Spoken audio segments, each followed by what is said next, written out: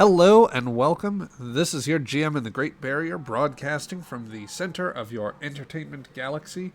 We are back with Star Trek Adventures Aegis, specifically Session 3 of our Season 1 finale, Cold Warriors. Before we get into it, this is once again a shout out more relevant to those that are able to watch live in these streams. We've recently added some new free emotes, thanks to the artist going by the name Alter Undying, whom you can find on Ko-Fi and Blue Sky. I'll have links in the description of the archived video, and of course it's in the chat there. But yes, we have some very playful, not at all dangerous moopsies in the chat. They can't hurt you unless you have bone emotes, and if you do that, then you post those at your own personal risk. I am not responsible for what happens to those bones or your own, should that go forward, so just be mindful of that. Use your moopsies responsibly, but enjoy them. Yes. So, let's see. Other than that, just one note again for those curious. We are getting close to wrapping up this last adventure of the season, and so in the coming weeks we will be looking at running a Q&A session. I suspect at this point it will be some weekend in December. So for those of you that are watching on the archive, feel free to drop your questions here. Alternatively, you can always join our Discord community. We have a channel specifically to drop those questions.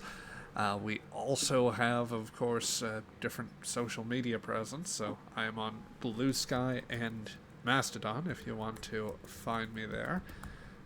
But yeah, we look forward to it either way, and we hope that you'll be able to join us. Once we are through with this, we'll have more specific info on when we're launching that. Let's see. So, without further ado, I think that we'll just go ahead and pick up where we left off, which, at that last point, Aegis, after your... let's see. The Aegis, after the Tellarites that had gone missing, those that were supposed to provide an ambassador and that the NX-01 was going to take to Babel, had vanished. You, along with other Starfleet ships, including the famed NX-01, have been searching for them.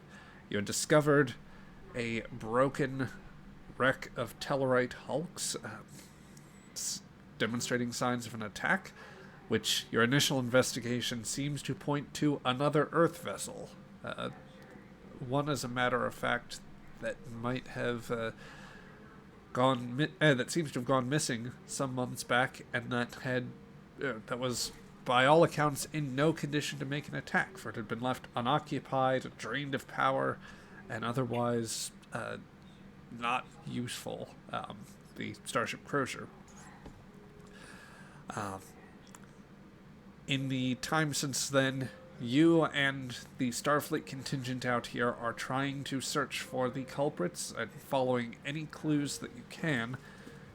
For without an answer to that, you not only risk the possibility of derailing the Babel Conference, which was meant to cement a new peace between Vulcan and Andoria, but it could potentially draw the powers back into conflict by virtue of, a Tellarite ambassador has been grievously wounded. Some of their ships have been destroyed, and the evidence seems to point towards Earth. Even if you were able to prove conclusively it wasn't you, it would cast suspicion on the others, and thus risk a further escalation in this region of space. No, the captain is convinced not only that it is not you or any of the major four whose concerns rest here, but an unseen menace, with a name that most seem unfamiliar with. But we'll follow more with that as you conduct an investigation of the nearest sort of anomalous signature to you, a Dakira-class vessel that has mostly been powered down. However, they claim to be conducting a peaceful investigation of the local area of space. So, let us cut back in to the Aegis. Actually, shift perspectives very slightly. Or attempt to. Let's see. Oh, let me ask first. What would as I recall last time, you guys were wanting to come alongside and dock with the shuttle, if memory serves. Would you want any scenes there before you had that opportunity to dock, or do you have anything else that any of you would like to pursue? I know, obviously, one of you is busy away from all of this right now, so we can touch base sooner or later. If I remember right, of the away team, or the team investigating the ship, it was going to be Patel, Horn, Mora, or Shira, and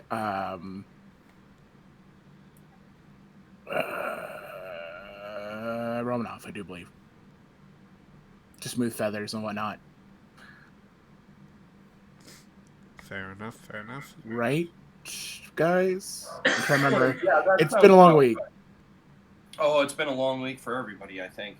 I believe that sounds about correct. I don't think Mora was going to be on the team. It was going to be Romanov, because there's some investigation to be done. Right. All right, then Horn, Patel, Shira, basically everybody but the captain and the doctor. Okay. So one group momentarily will include that group of officers, and then we have the doctor and Nurse Marple down in the surgical bay, and then copying down, or obviously the captain bridge bound for the moment just to see about things. Let's pick up just very quickly on the bridge, just for a little establishing from where we are. Let's see. So, Connolly at this point, since we left off, he will be maneuvering the Aegis into position to bring them alongside and say, can have docking maneuvers completed relatively shortly. We should be able to come alongside in the next, I'd say, 7 minutes, sir. And then just a few minutes after that to get everything locked in with the airlocks. Excellent. Let's just keep it smooth and steady. Yep. Creighton will also turn to you, Captain, and say, yeah, I've gone ahead and relayed new communication protocols with Enterprise and the rest of the fleet.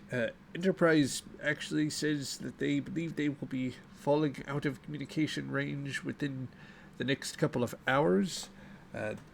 This being because they are approaching the nebular interference around the Chara system. We should hear back a little sooner, though, from Republic. Well, they'll be arriving at their target within about 3 hours. But they won't have the problem with interference, sir. Good to know. Conley, if you made a set of coordinates to the Chara system, how long would it take to maximum warp?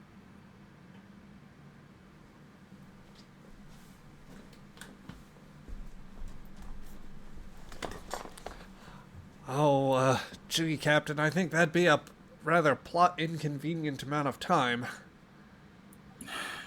Terrific. I mean, all right. Those NX class vessels, they Uh, I hear after after Enterprise came out of the Expanse, they figured out a way to steady out their engines even at warp 5 for long stretches of time. They've even gone up to like 5.1, 5.2 in that zone. I know it seems like small decimals compared to our own top speed, but we can't hold it as long as we can't go. I'm aware of warp speeds. Thank you. Calmly, she like waves a hand. Just set the course onto the computer for the moment, just to be on the safe side.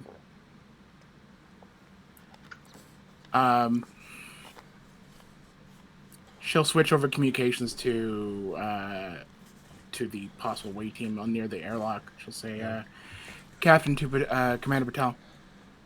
Well, I was going to say I had not moved everybody on from the tokens just yet, since no worries. Still... This is just communication between them. They can be still camera focus on the captain. No, right. Yes, well... Captain to Commander Patel. Patel here, Captain. Given the uncertain times of the moment, I don't want to leave the Enterprise in the char system longer without backup. Let's make this quick and simple. Get the data, smooth a few feathers, make sure that they are on the up and up, and get back here. As for the data, I have no problems, but I will leave smoothing of any feathers to the resident diplomat, and I'll look over to Commander Horn.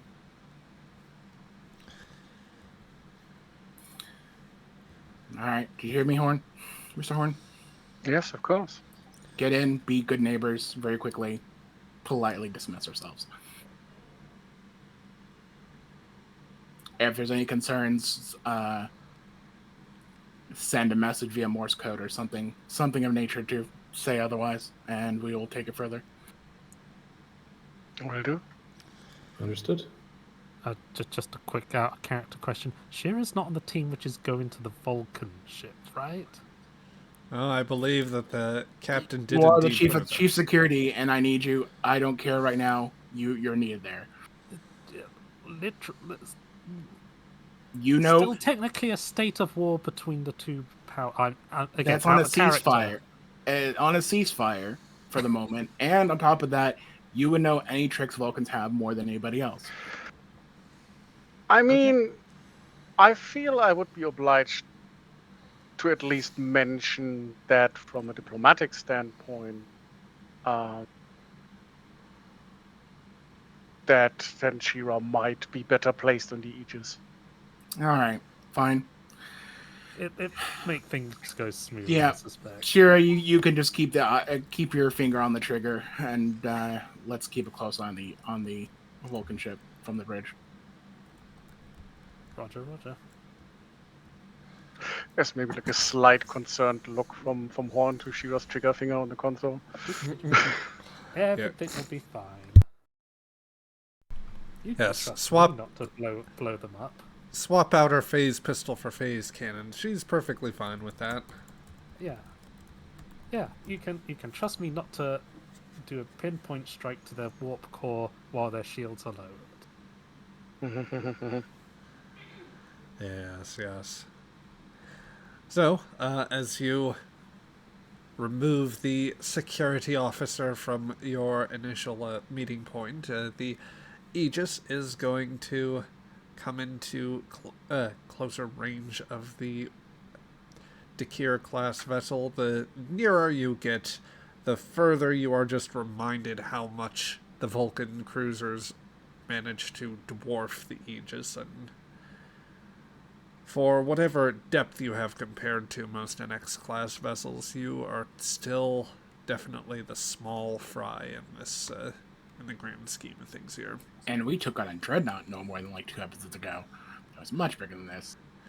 To be fair, you used the advantages that you had of the local environment.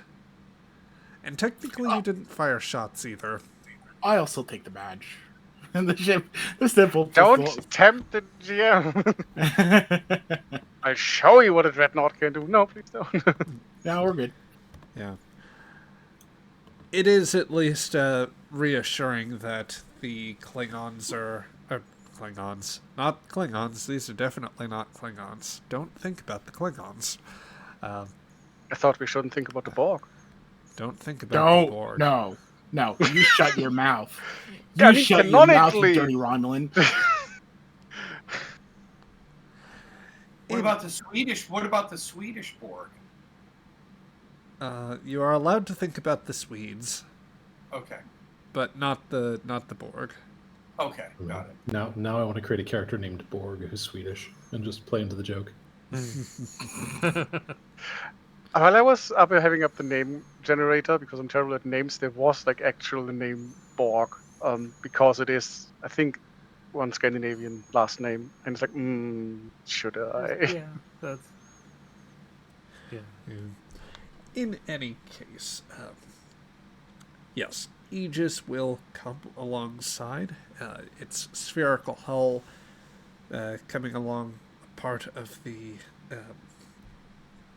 part of one of the wider sections of the Vulcan cruiser, the Zirtan, as you have come to know it.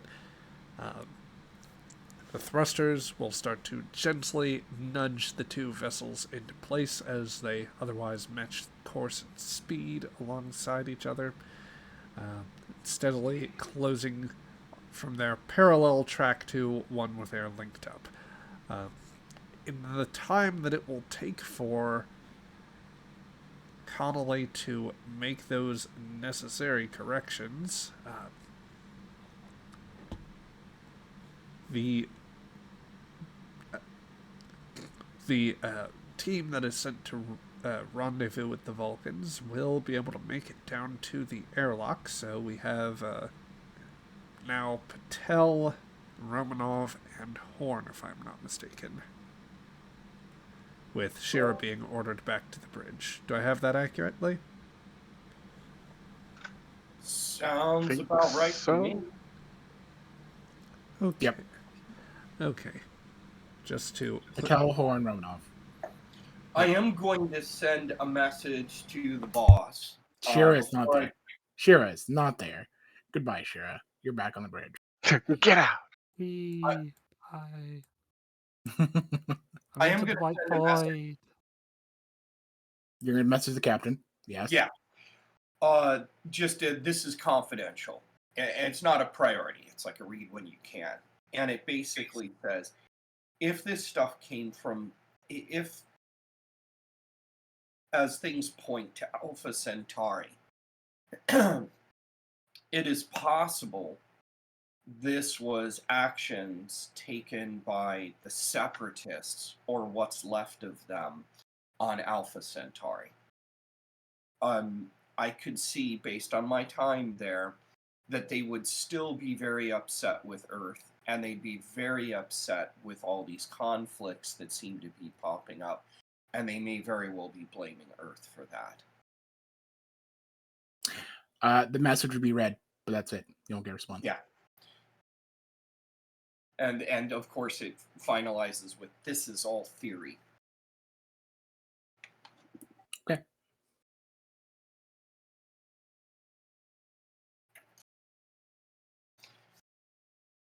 And I'll bring a variety of engineering equipment and a little portable computer and some hard drives, just in case we need them. Sorry, had my mic off there. That was my mistake there. Okay, so besides Romanov making her preparations, would there be any words that you would like to exchange amongst yourselves? Patel turns over to Horn and just sort of raises an eyebrow and says, so, you had much experience with Vulcans in the past, Commander? Limited, as much as we have on Earth, I suppose. So what do you need from me? Do you need some time away from the captain to do your investigation, or driving for some information? Out of character, we're basically just doing, like, getting their sensor readouts from them and showing the flag a little bit, right? Showing the flag, getting a sense readout, double and triple checking to make sure they are on the up and up since we are in person. Horn. My initial idea of the play was that Horn could talk with them, be a distraction if need be, but also can do a bit of a social read on these people to see if they say who they claim they are. Maybe get any further support through your diplomacy. Yeah, So that was kind of my approach as well, kind of seeing what they're about and also just at least keeping the captain out of your hair and maybe give you some more freedom. Yeah, I mean, you have the social graces that Patel definitely lacks. So, not that the Vulcans really care so much about that, but you never know. But the more you tie them down with that, the more it gives me time and Romanov time to just like check their systems passively. Not actually going up and poking anything, and just making sure that the science and the technology sort of check out based on their claims. Yep, and no other oddities inside the ship. It's just a quick walk in, and then a nice quick discussion, and then walk out. Keep it professional, friendly, polite, and short. Very well, very well.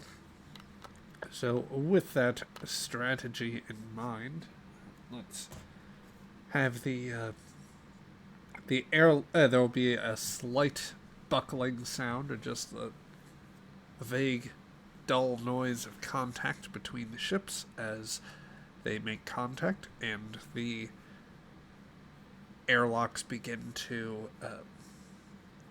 magnetize, seal, and ensure that the two sides may traverse the ship safely. After a few moments waiting for the setup to complete, the door will open from the Vulcan side, and they will signal they are ready to have you come through as well. Reach over and key the hatch, and I presume the door hisses open. It does. And upon that moment, you are greeted by 3 Vulcans. The first you would all 3 of you would recognize having been up on bridge positions. This being one Commander Tikal. The other 2 you have not seen before. Of course. Okay. Patel steps forward, and as far as like the training manual on on these kinds of things goes, he does it or tries to do it as by the book as possible. Walks in and greets them, introduces himself. I'm Commander Patel, Commander Kiran Patel of the Starship Aegis, First Officer, and I give them an awkward Vulcan hand sign. Just to see how you do with that first roll of the session. Beautiful. Presence plus command. War on Vulcan. Presence plus command difficulty 1.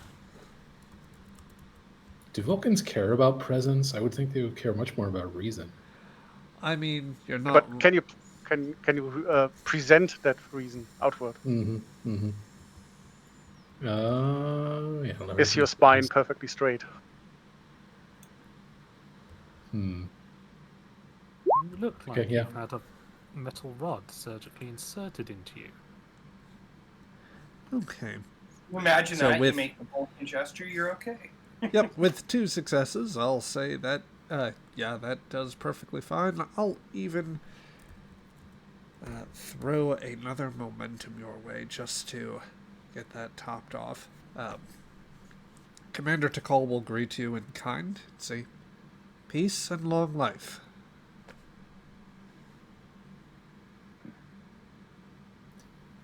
This is my crew, or the crew of the Aegis, and I turn over first in sort of descending order of rank, Commander Marcus Horn and Lieutenant Commander Aleska Romanov, our chief engineer.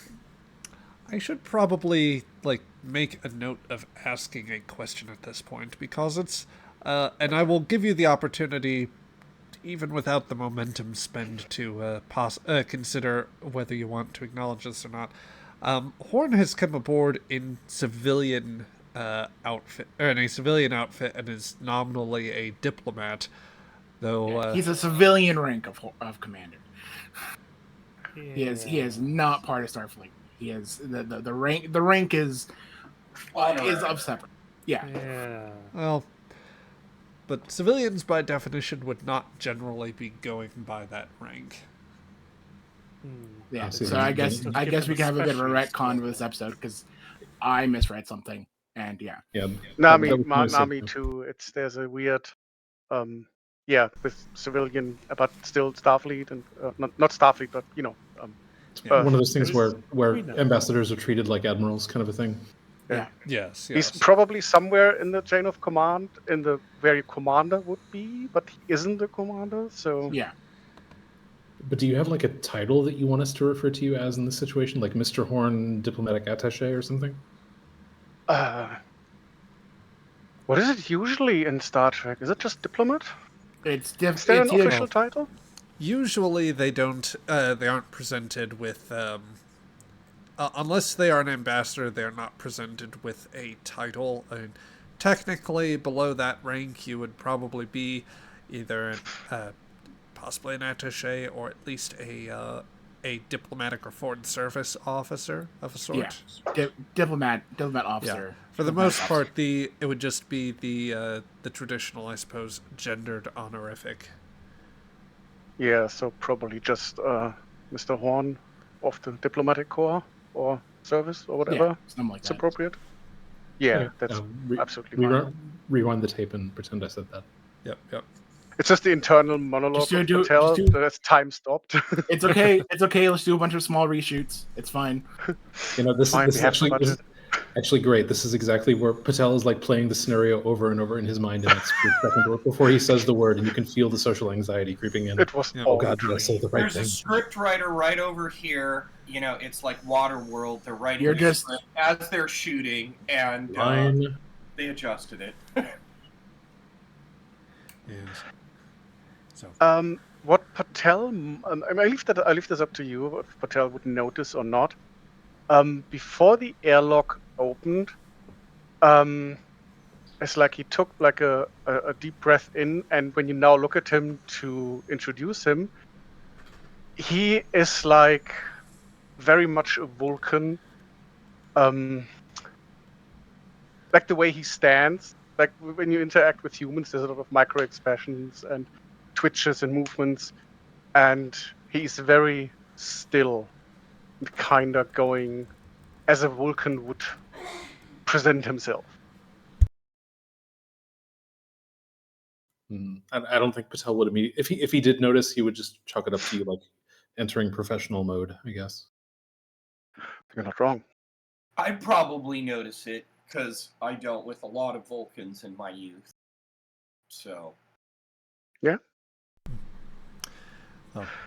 once you complete your modified introductions, the actual canon versions of them, Tikal will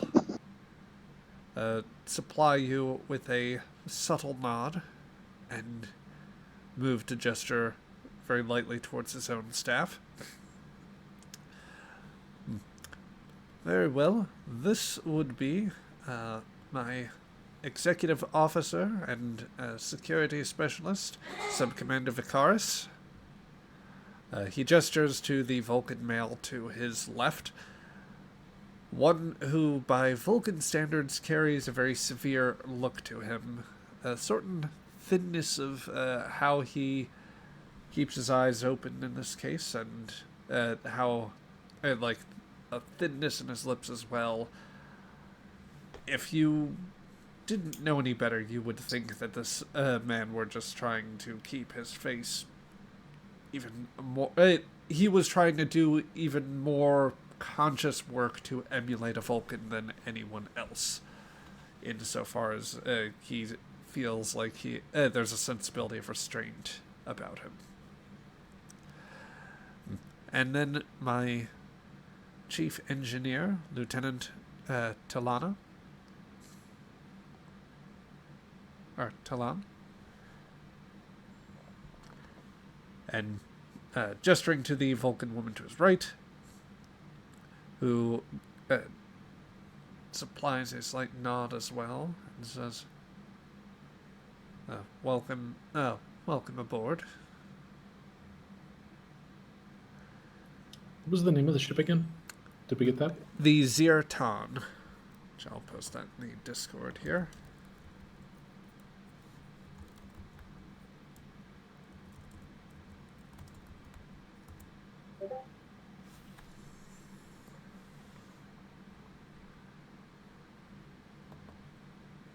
Cool.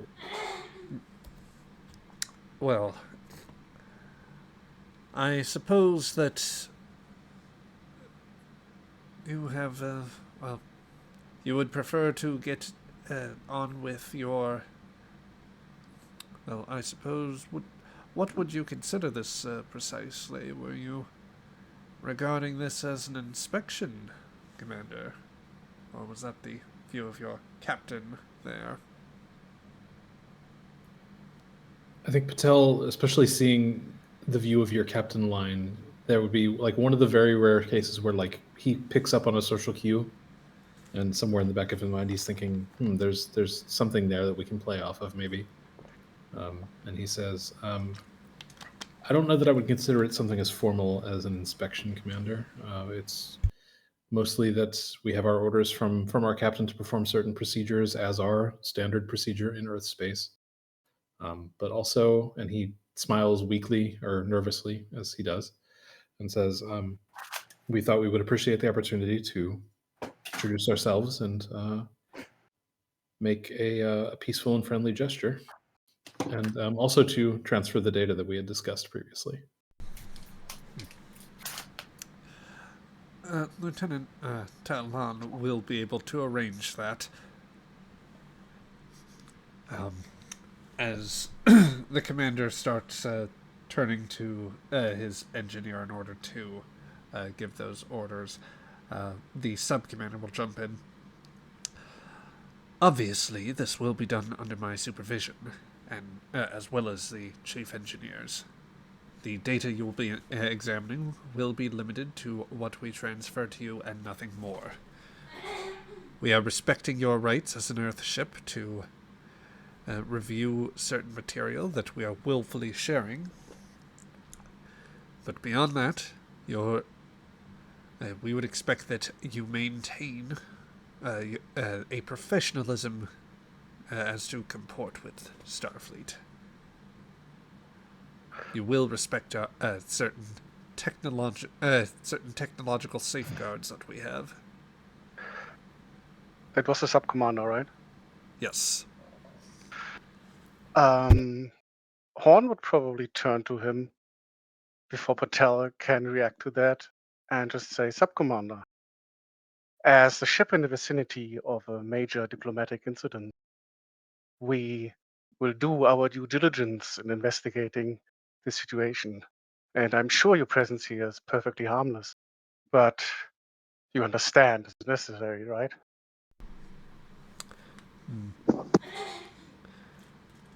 Vicaris will his eyebrows will scrunch together just ever so slightly. We will not impair an investigation. However, you must understand that we have interest in preventing certain less technologically advanced powers from gaining access to equipment and material that would that would bring them above their capacity, or that would risk exposing them to something beyond what they are capable of handling. Do I get the impression that he's just a condescending xenophobe, or is there more to it? Would you like to try and roll insight on him?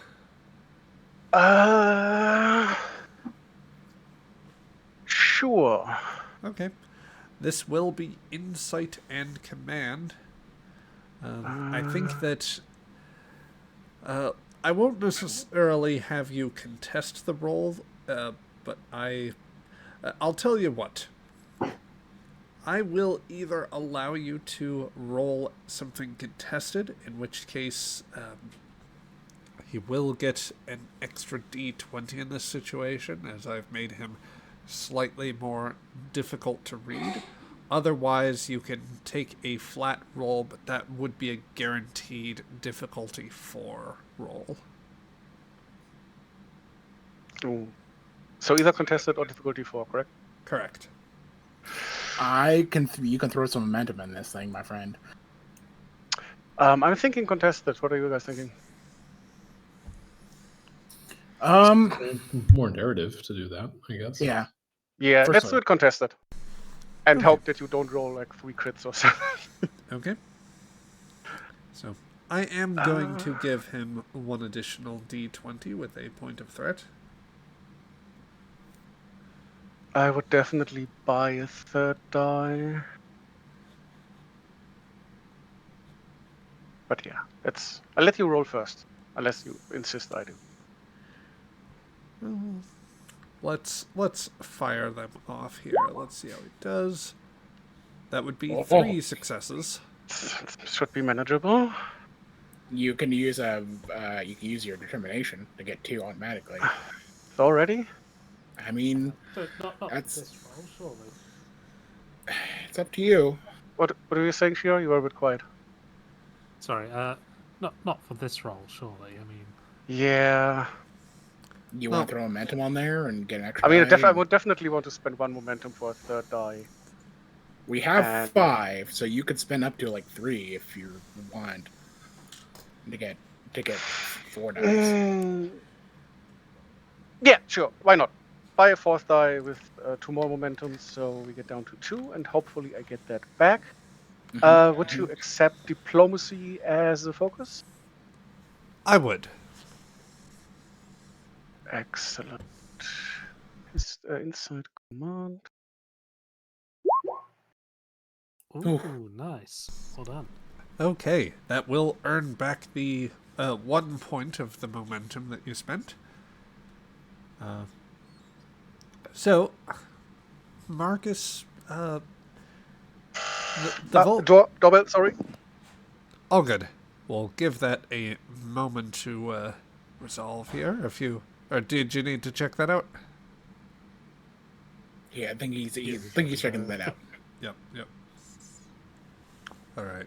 While we're doing that, and while you folks are waiting for other things to do, I'd once again... Zach, Sorry, I'm back. Yes. That was the most inconvenient Okay. timing for the doorbell to ring. Quite all right. Was there a problem there, Panda? I heard you cutting. I'm down. gonna send you a DM just Okay. to let you know. Copy that. So, Marcus, you studying this man as carefully as you can. The sub-commander definitely seems to have some concerns, some genuine concerns about the idea that that an Earth ship and that Earth personnel would board one of their vessels, and like, there's definitely the condescending element there. Though to be fair, if a less advanced species, or if someone that was still flinging around with like rail guns and basic explosives had come aboard a ship like this, then you might kind of get their perspective. As a diplomat, you can empathize slightly. Nonetheless, he does seem, just from the slight cues here, he does seem a little more... he's a little less relaxed compared to the others. Or there's something that you would guess just from the vaguest signs of this, or like the barest hints of what shows on a Vulcan's face. You would guess that there is something else that potentially preoccupies him. Since I have the cold reading talent, succeeding at a task during a social conflict generates bonus momentum which must be used for the obtained information momentum spent to gain knowledge about an individual on the other side of the interaction. Nice. Would you tell me Very what nice. preoccupies him? Or like, did I get a sense? I mean, or not what, that's what my mind reading, but like, a sense what it is? It is. Are we doing something illegal here, or am I like personally in a shady situation? Like, what's the I want to say So what's the vibe I'm getting? half of that, I would say, just comes from the. One might see it as patronizing, but I think that Vicaris would seem to earnestly believe that, like, allowing Earth to, if you guys did poke around into, say, like, their more advanced systems, that you would actually, like, make a serious mistake, or that it would somehow balloon into something. He is a. If this were the era of of the Prime Directive, if this were the time of the Federation Starfleet, he would be convinced that you absolutely don't let the primitives get hold of a phaser or a tricorder or anything of the sort, lest you upset some sort of balance. And he definitely considers humans as a bunch, you'd say, somewhat like something of a primitive group. So there is that Less element. advanced. Yes. Yeah. To put nicely. All that being said, the as far as what else troubles him, I'd say that you maybe read a very slight bit of tension into the dynamics between Vicaris and really even the other Vulcans that he is with right now. Or he is just that slight bit stiffer and insistent on protocol, where the commander and the engineer seem to be willing to at least meet you part way. I think that's as far as I could go on that. What did Is the he? commander Is say was- he? That might be too far already. Is he unhappy with them, or are they unhappy with him? Uh, If that's too much, it's fine. I think that's a wanna know. little more than you can read into this without some supplemental empathic sense capable of discerning past the walls of mental discipline. Not today. Yeah. Were you asking something else there, Drone? I'm sorry, I missed that. Yeah, what did the commander say Vicaris' title was, or like his responsibility? He is a sub-commander and security officer. Okay. Which does, I suppose, strike you as a little odd on a science academy vessel. Although, as a Dakir class, it is armed, and even the NX-01 went out with an armory officer. So, like, there's. Yeah, I think that'll be just something that'll like file away to think about later. Yep. Yes. Be assured, Sub-Commander, that we will not try to get any information that isn't for us to know.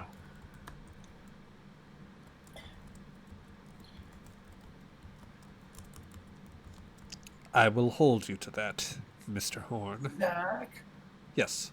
I have a question. Do I know a Vulcan phrase which would be connected to this situation, which would kind of put him at ease, or at least let him know that I, as the engineer, understand his concern? Oh, let's see. I'm certain that you could come up with an appropriate proverb or something of the sort. Indeed, there is a whole I imagine that there is a whole set of Vulcan proverbs that you could draw upon if you so needed to, and figure something out. I will do so then, and say it in Vulcan. Probably something to the extent of like being a traveler, and somebody has offered you hospitality. You recognize the sanctity of their home. Vicaris will regard use of the expression. so long as you observe safety protocols, then I don't see there as being any need to be that concerned of protocol. That said, I will be keeping an eye on all of you. Part of me wishes we had brought Shira.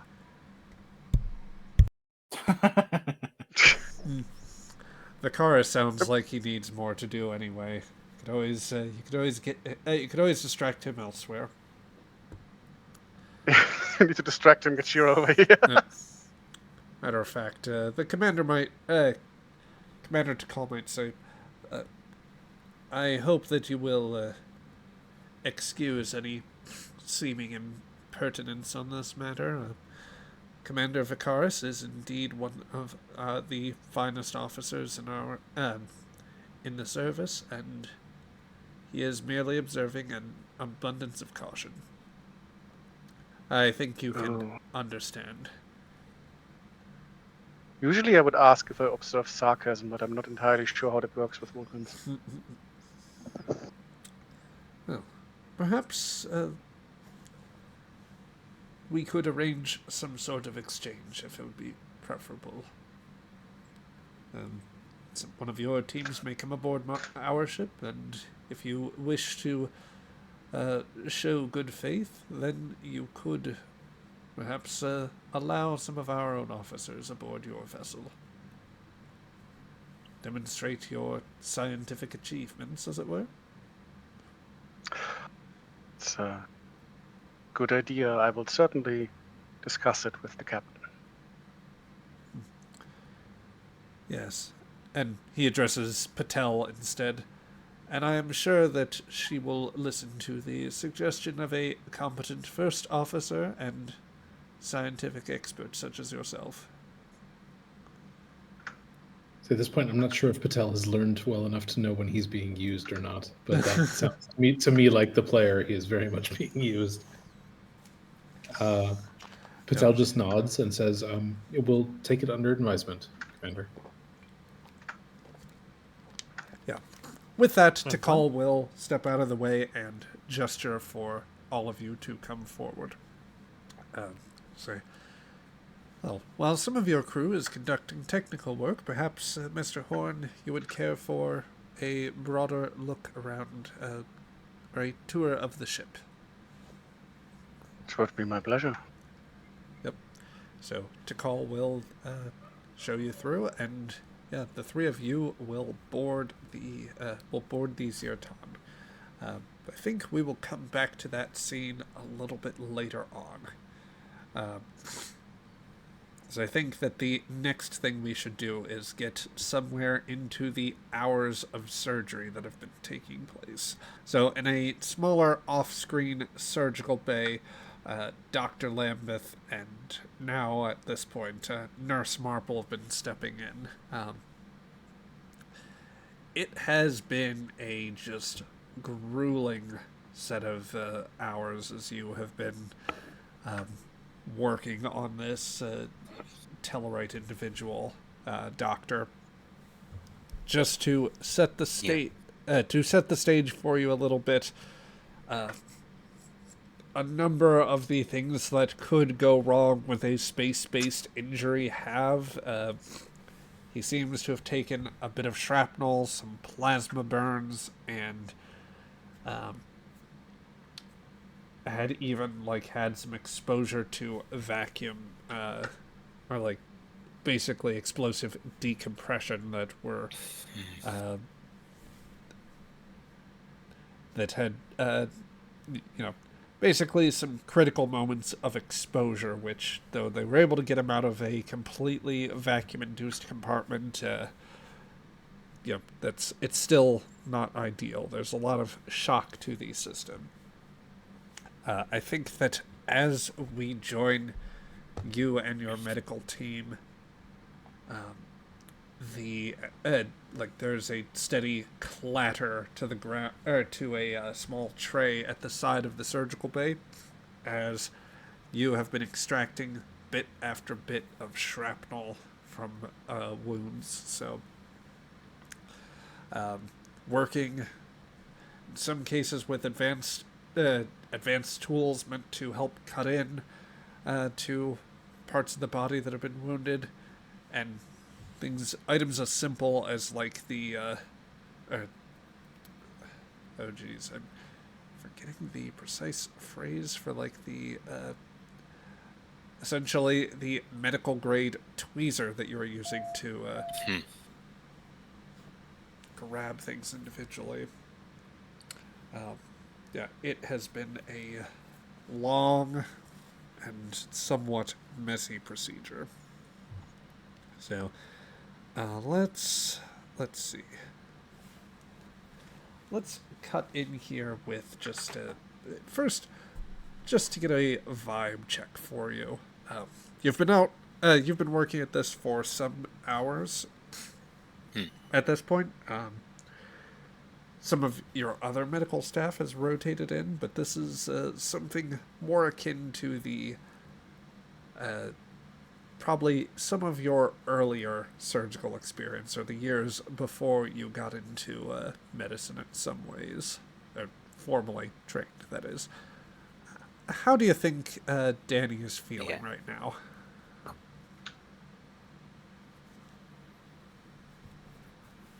I think he's probably focused on the work. Yeah, it's very like. Yeah, I don't know. I think he's trying not to think too much or feel too much or whatever. He's just trying to get on with it, and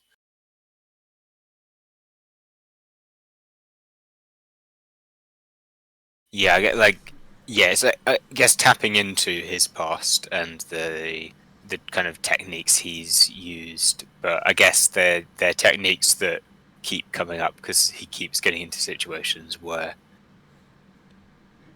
this kind of more extreme stuff is going on. Yeah. It's one of those handful of times you might be a little jealous of the Vulcans and their ability to keep emotion out, or away from a work situation or something of the sort. Yeah. So, just to see how you are holding up at this stage, give me one. I'll ask you also for a roll here. Give me a fitness and medicine. Yep. Let's call this difficulty. Call it difficulty 2 here. As well, it's been very trying. You are an expert and you are a very hardy individual. So. Let's see. Trauma surgery focus. You know, since this it's not really what this role is for. It is more of a composure type focus. However, I think that because this is something that you are trained in and that you are very well. I do also have composure as a focus. Oh yeah, then so, yeah. Definitely take that. Alright, so just worth rolling with just the 2 dice then, for 2 successes, or should I grab a momentum? Get a momentum, my dude. Yep. I will spend 1 momentum. Spend momentum to gain momentum. Very nice. Excellent. Oh, Definitely yeah. worth it. So that's 5 successes. Yep, and gain momentum you do, so you get back 3 there, and as trying as this situation is, you manage to... you are at least managing to stand up fairly well to the... or you're holding up very well under the circumstances. I'll say at this point you have... you've probably extracted most of the shrapnel at this point. There might be a few more delicate ones. I'm going to give you options in terms of where to go from here. And just to bring the other players in, we'll say that Nurse Marple has come alongside you as well, all kitted out for proper surgical gear. So what the 2 of you are going to see at this point is that there's some residual symptoms of like vacuum exposure that that Ambassador Grawl is dealing with. There are, let's see. Sorry, just going back over my notes on this.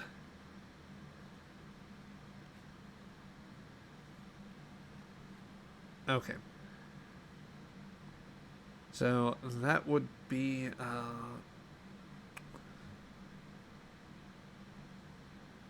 sorry, just checking to see where I had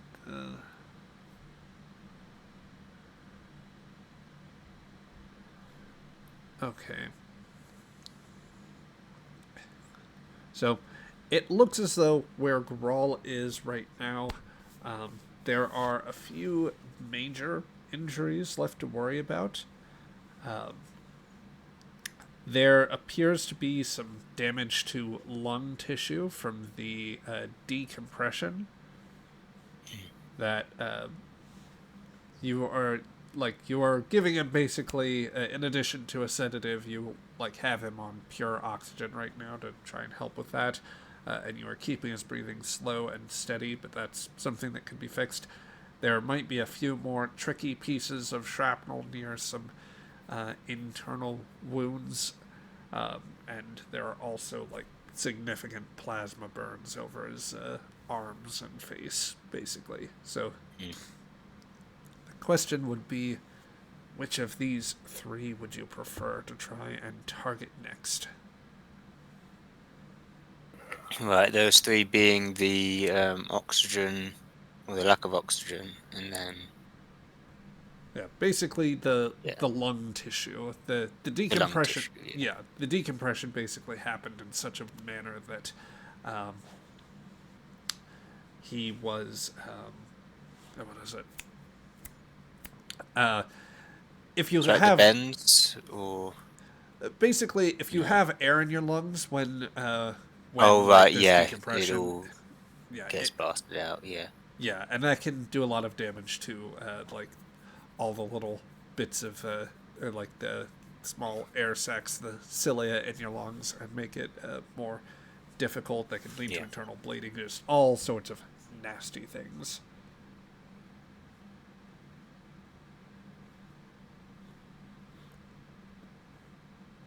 So Right, yeah. So there was of the three things to focus on: lung tissue. What were the other two? there's the lung tissue, the considerable burns that he has Right. from plasma, and there are a few more difficult pieces of shrapnel near, that appear to be near some potentially vital organs. Okay, so I guess getting rid of shrapnel is probably the first step, because any other change could end up dislodging the shrapnel and causing further damage. So I think as long as he's still breathing, if he can manage without his lungs for now, I guess. Fair enough.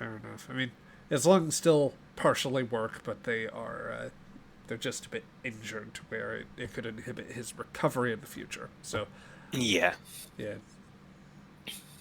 Well, setting up this first go on a gated task, I will ask you here to give me let's call this a control plus medicine, as you try to delicately work in a bit of surgical equipment to extract some of those last bits of tissue. Nurse Marple assisting. Yep. Yep. As you were starting to work in Marple, you'll see a few vitals slightly increase on the biomonitor, and just the very slight signs of him beginning to stir a little bit.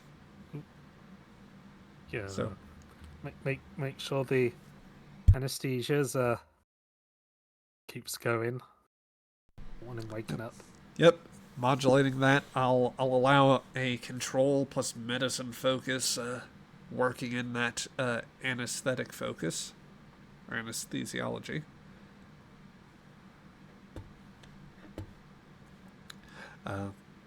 So let's call this one a difficulty 3 roll. You want to spend momentum? Oh, You got momentum. yeah, let's spend enough momentum. Oh, sorry, what was the difficulty needed? 3. 3. And what was the attribute? Sorry. Control medicine? That's correct. Yeah. Get yourself an extra dice. Yes. Yeah. And trauma surgery focus applying? Definitely. Yep. Okay. In that case, yeah, just the extra dice will do. So 1 momentum. Nice. Oh, man. There we go again. Yep, Hey. another Well, 5 successes, 4 from the doctor and 1 from Shira. 4 6. Oh yeah, 5 total. Yeah. Or rather, from Marple, Marple. that is. Yeah, apologies. Now we're fully stocked. Yep. Yeah. Between some, very near some pretty significant arteries and organs that are analogous to other critical parts of the human anatomy, you start carefully extracting bits and pieces of conduit and wall that were undoubtedly expelled when something blew up in the ship, or in his old ship, with just the most delicate work of the machinery, with the careful assistance from the ship, and with the steadiness of your own hands, Doctor, you begin to further work away at the internal damage. The old ambassador is just, his steady breathing is about the only. It's between that and the steady hum and beep of medical equipment, signifying that his vitals are at a low but stable level. These come to be the only sounds that seriously disrupt that basically create a gentle rhythm for you to work.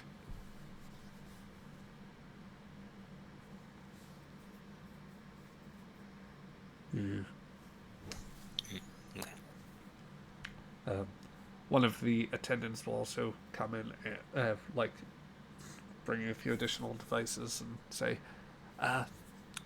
Sir, I think that with, we might be able to use one of the ship devices to, I think I have it modulated to where we could apply some of the regenerative effects directly to the lung tissue as well. So we could conceivably at least close up some of the wounds here and start to regenerate that with something a little less invasive. Yeah, that's good. Yeah, I don't know how cautious we need to be about being invasive. This might be the kind of thing that calls for that kind of surgery a bit more. I mean, we've got rid of the shrapnel. It's still got a lot of issues.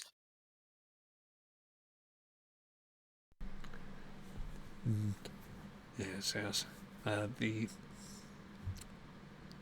The specialist just nods to you, their eyes just showing through the various surgical gear that all of you are wearing. I'd imagine that everybody's thoroughly wrapped up about to where it's just like the eyes being exposed, and even then probably like goggles over that.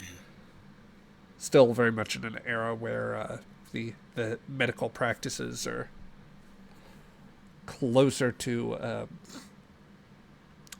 the modern, or like what we would consider modern today. Yes.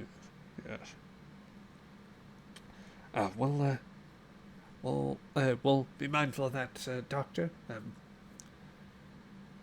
Yep. Would you? I should ask. Would you like for the beta team to take over? You've obviously been up for a while here. I don't want to risk the patient's life by putting him in anyone else's hands, but I also don't want to risk him by leaving him in my already tied hands. So I think I should probably pass it over, and I guess I'll observe, keep an eye on things. Let me know how his progress goes. If there's anything too desperate, I guess I can step in. Yeah, the specialist will nod. Also, I'll apologize. My mic is kind of giving me some issues here. No. But yes, with with one quick look over the vitals, you can say that while the ambassador still needs a lot of work, his odds are somewhat improved. A lot of the issues he has will be like there's some structural living issues as far as like the making sure that there's no permanent organ damage or that other tissue is repaired from the other stuff. The burns are mostly an issue of discomfort, although that could have other neurological issues as well as like just the sheer damage from all of the burns. But you have earned a bit of a moment off, so we'll say you're able to move into a different part of the sick bay, one that gives you a view. There's a mini decon chamber which you have a moment to cleanse yourself in and able to keep watch from there. Marple, you are able to join the doctor, who, in spite of the conceding that he might be the slightest bit weary, does not seem to have lost much of a step. I think you did very well there, Doctor. Thank you. Let's hope it was enough. Still need to get his lungs better. Got a lot of him. He needs to get better. Yeah. Still, he's through the worst of it now. He's got a lot better chance now. Needs to hope so.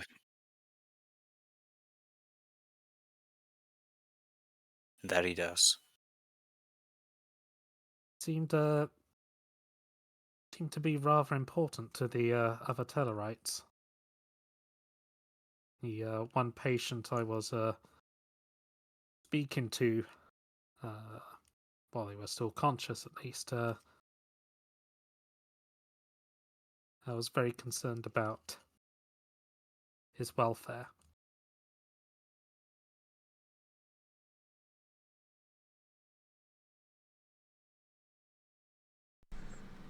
Yep. It is with a grim note, as you mentioned, that any attention paid to some of the other Tellarites in the room, at least one more sheet has been drawn over some of the survivors, and the other Tellarites have sadly been much harder to keep alive without with what resources you have. Many were worse off than the ambassador. Yeah. So, what's so special about this guy then? I've been a bit caught up in the details.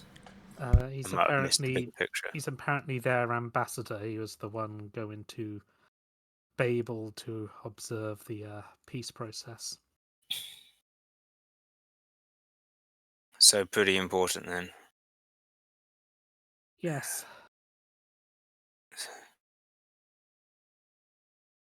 I can understand why they might be worried, but I don't know. Does an ambassador usually carry that same level of respect? Or is he, something a bit higher in their esteem? I mean, personally, I've never been a big fan of ambassadors, but I guess I'm not a Tellarite. I don't know. I guess he's rather popular, or at least well respected.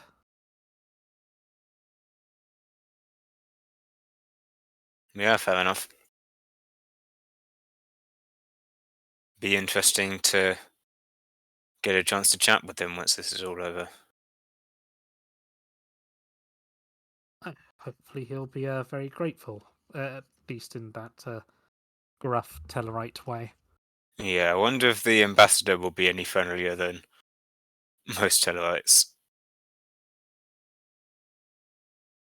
We'll tell.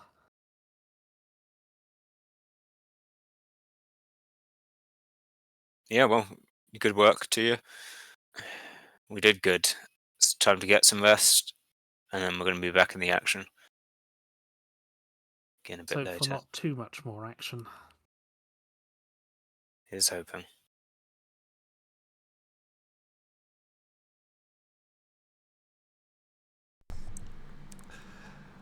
Yes. While... So, in the time that passes whilst you are observing the next shift of medical operators here, I should ask, Doctor, do you bother to check in on anything else, either around the sick bay or any broader status updates on the ship? Yeah, I think he's kind of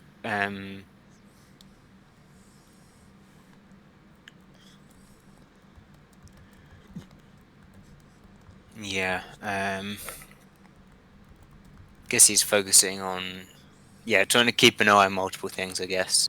He's mainly focusing on making kind of getting some rest, making sure that nothing's going on with the major surgery, but I guess also acquainting himself with admin stuff, anything that's going on in the system, figuring out if he's got the resources he needs to help all the people he's got that need help, and if stuff needs reassigning and so on. Something that's I guess more a bit less stressful and a bit less physically taxing, but still work.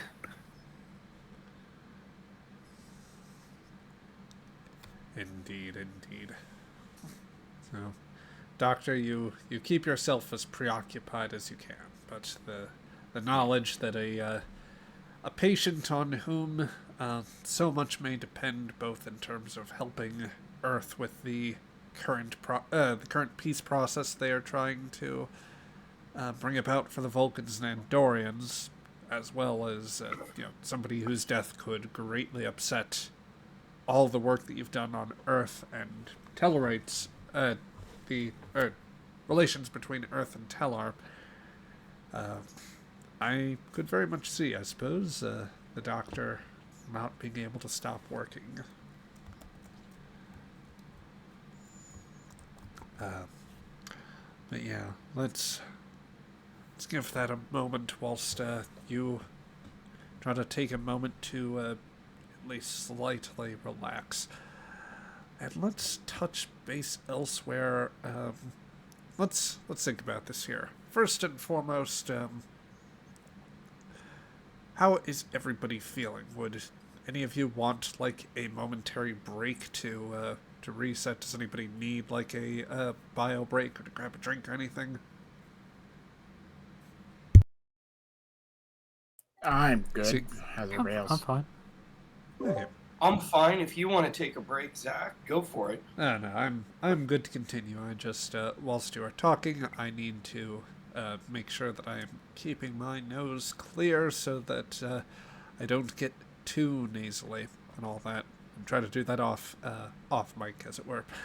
That being said, yeah, that's easily manageable. I suppose we have people split all different places. I think the most sense would be to either... well, let's see. We have Shira, I guess, going back to the bridge with the captain. So if you two want anything to do up there, that'll be somewhere on the list. Otherwise, we would for now go back and check in with the... Actually, I might have... As soon as Shira comes on the bridge, I might have a task for her. If you've read my DM.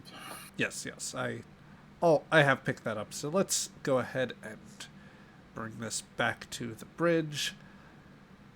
Let's see, take off people that are not presently there. Okay. So,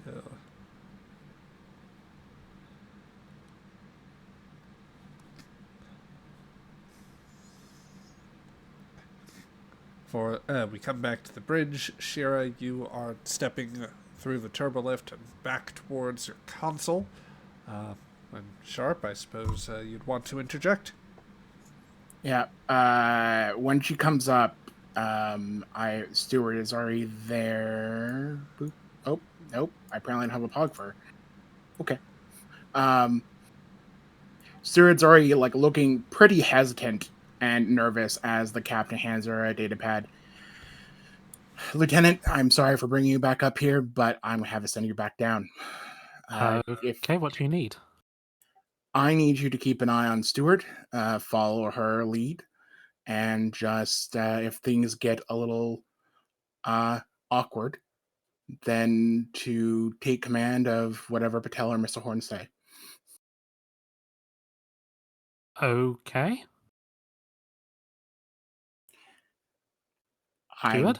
I'm trying to push things a little forward. She says. Stuart just kind of looks around and says, sir, this isn't normally what I do. You'll be fine, Ensign. Just play along.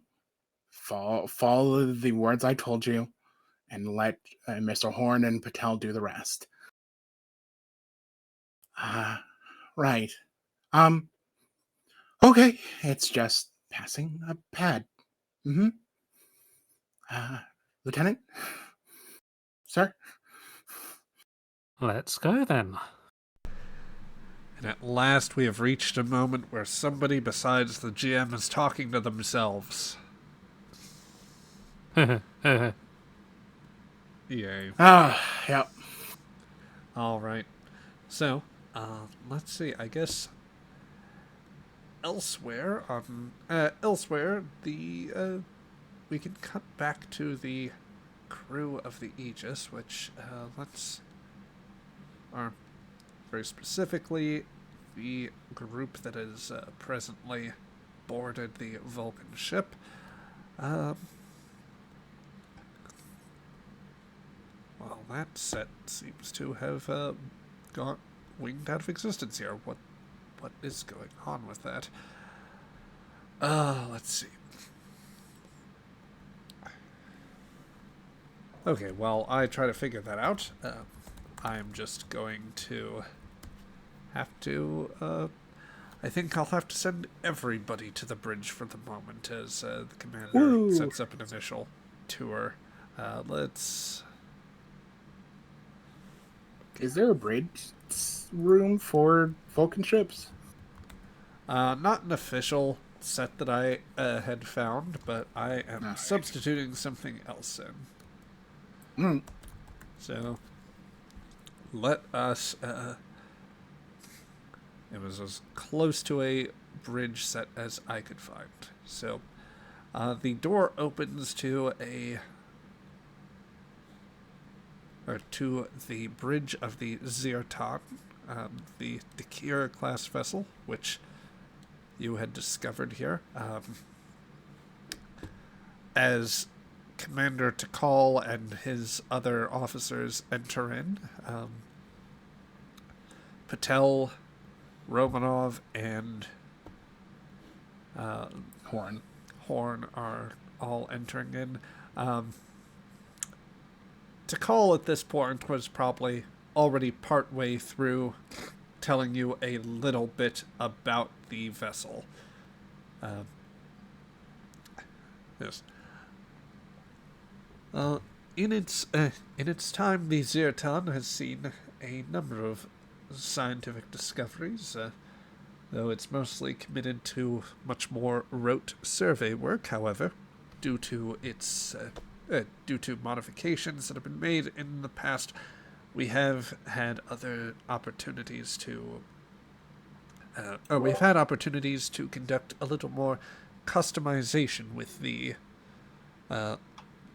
equipment layouts, made it something of a test vessel for some advanced scientific technologies, some laboratories, different facilities of the sort.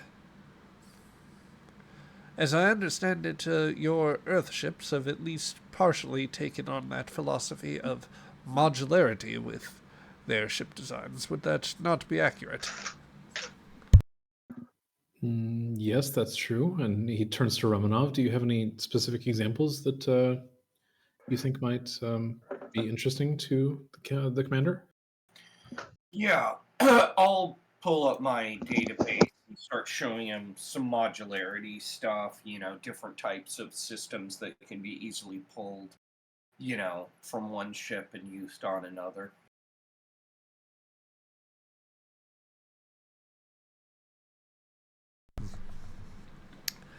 The commander blandly reviews your pad, as I am definitely taking advantage of that hydrate spend there. Thank you, drone. Yeah. Obviously not showing him anything sensitive, right?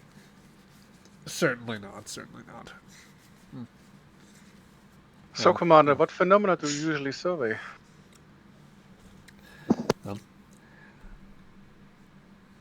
At this point, the current exploration of phenomena had been committed to some subspace analysis, so we were actually going to be sent on an expedition some ways in the further due galactic west in order to examine an interesting confluence of subspace currents that they thought worth investigating, and the ship was going under. My ship was going under refit in order to properly conduct those studies. For a time, it was placed on a lower priority list due to the outbreak of hostilities, but once the subspace displacement incident occurred, and the changed administration had adjusted the circumstances, it became a much more viable issue. We were given further priority to examine this. The Science Academy was properly resourced, and we had set out scarcely within a few days of the peace process being established.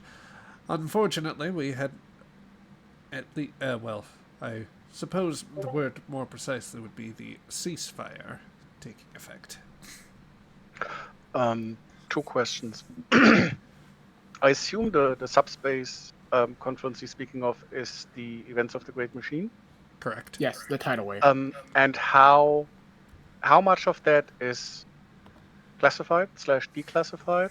Like, how much of that does Earth share, and how much is just like, no, this never happened?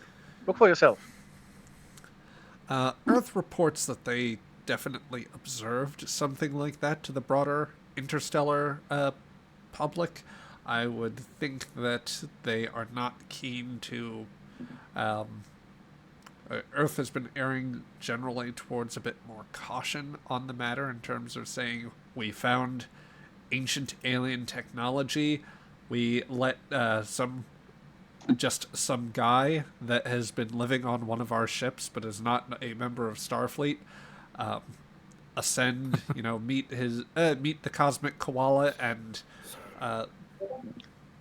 upset things in the process. I would expect that, a good bit of Starfleet intelligence doesn't properly know what happened. You were probably privy to the after-action report at the very least. No. I'm just I'm just keeping this to myself, that we have first-hand knowledge of that, unless the captain of someone else explicitly goes into that. And the second question is, when he talks about the outbreak of hostilities and the peace talks, what vibe do I get from him? Is he like unbothered by the whole thing? Is he happy that there's no longer war? Is he disappointed that there's no longer war? I would say, just from a general read, he is stating these things as matter of fact as possible. Fair.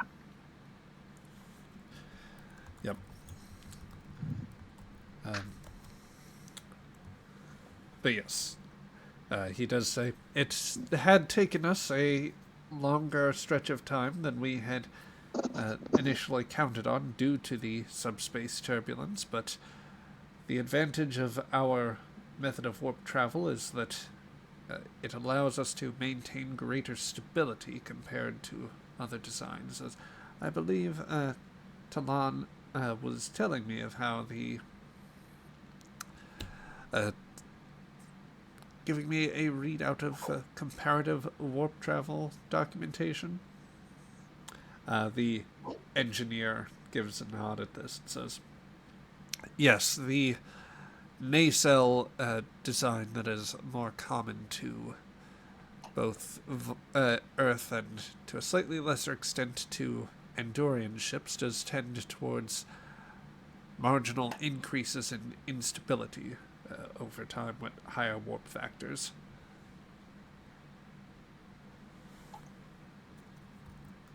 Indeed. Sure, there's room for plenty of improvements.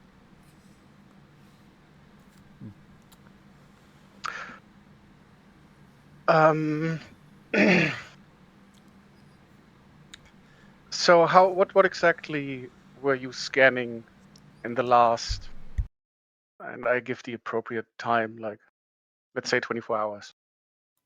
Patel adds onto that and says that he would. I would love to see any of the non-classified, of course, results of that survey too, as subspace mechanics are something of a hobby of mine. Well, Yes, then, Commander. We are not here to steal any academic or intelligence secrets of yours. However, as I mentioned, there was an incident, a quite severe one. And as you were scanning the region, we were hoping that you might have picked something up just by being in the vicinity.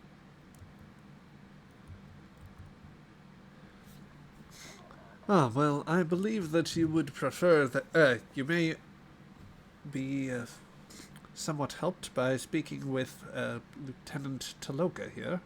And he says, gesturing to a Vulcan woman who more similar to the commander and sub-commander, wears her hair in a very short do. If it were a more non-Vulcan do, you would, or rather, it'd be something almost more like a pixie cut than the traditional way that Vulcans wear their hair. Of course, there's there are some subtle variants in this time how they how at least Vulcan women tend to wear their hair. Less so for men.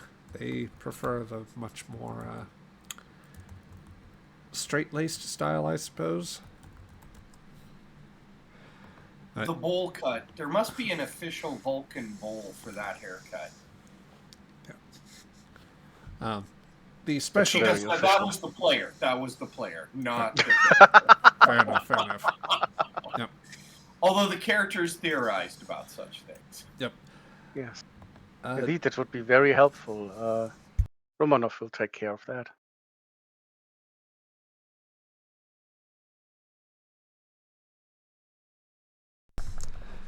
So, and I kind of want kind of to separate the investigate or the information that we want to get from their scanning from the discussion with the captain, kind of to separate both things.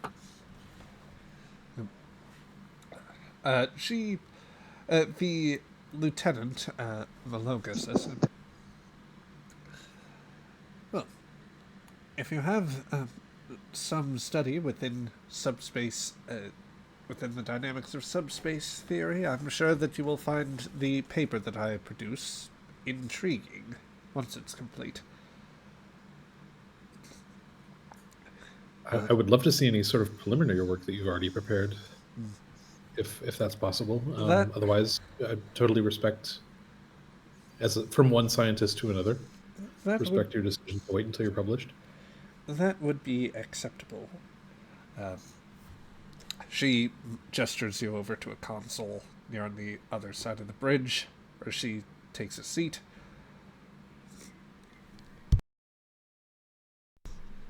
We've been... I would just keep the captain busy-ish. I hope that he's the kind of person in charge / Vulcan who enjoys himself talking.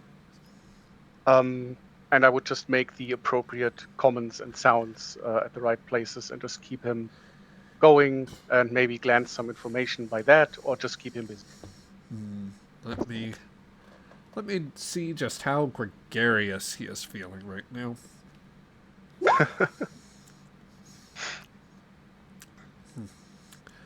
Well, I would say, yeah, he is actually doing a fair bit to, he's doing a fair bit, at least initially, to explain to you a few finer points of his current mission. Establishing that they have, that while it took them a few days longer to get out here before they could get to a sufficiently high warp factor, that they were here even before the conference was announced, and they've been moving about various areas of local space in order to conduct their investigation. For your part, Jerome, you are also getting the same from Valoka. She's playing out, like, she has her display set up to where it is just displaying endless waves of telemetry and, like, Vulcan characters passing down the screen. It's almost more, some of the screens, I would say, would resemble something more resembling the Matrix, if I were to draw a comparison. Just constant code at work. And, like, part of that, I think, is unique quirks with the Vulcan script, which, as far as I recall, it displays in more of a top-down fashion. I guess the key question would be, if it's like the Matrix script, does Patel make heads or tails of this at all? Give me an insight plus science roll, please. Is Patel the one? There is no spoon. I'm definitely going to use one momentum at least on this. Okay. Ahead. We've got a bucket load, so yeah.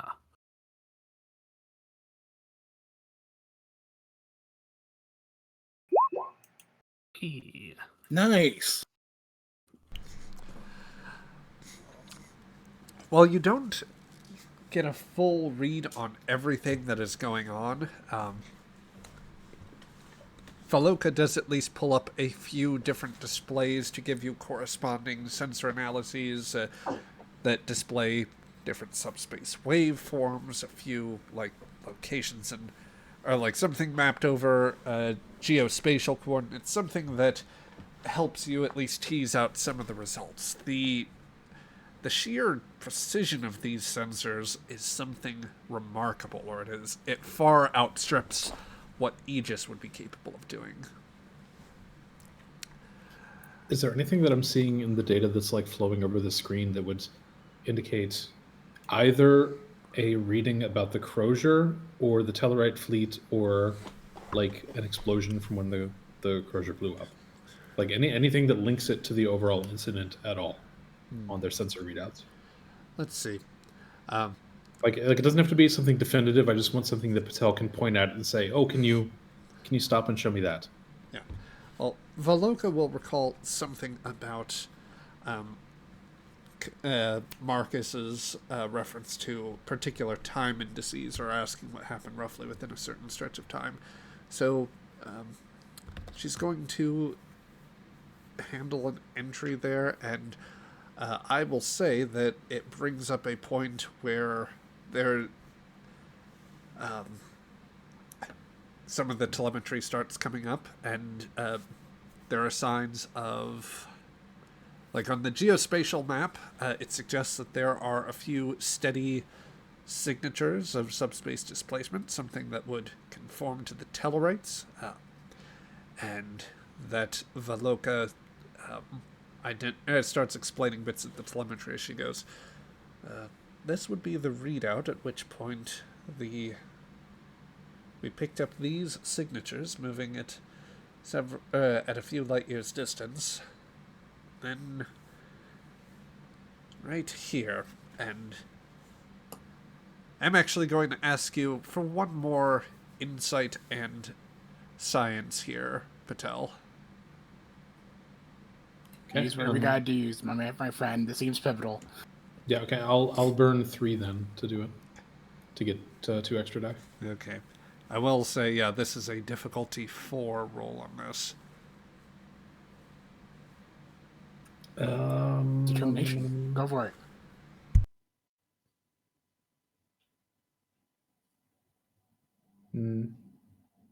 Yeah, I'll determination this too.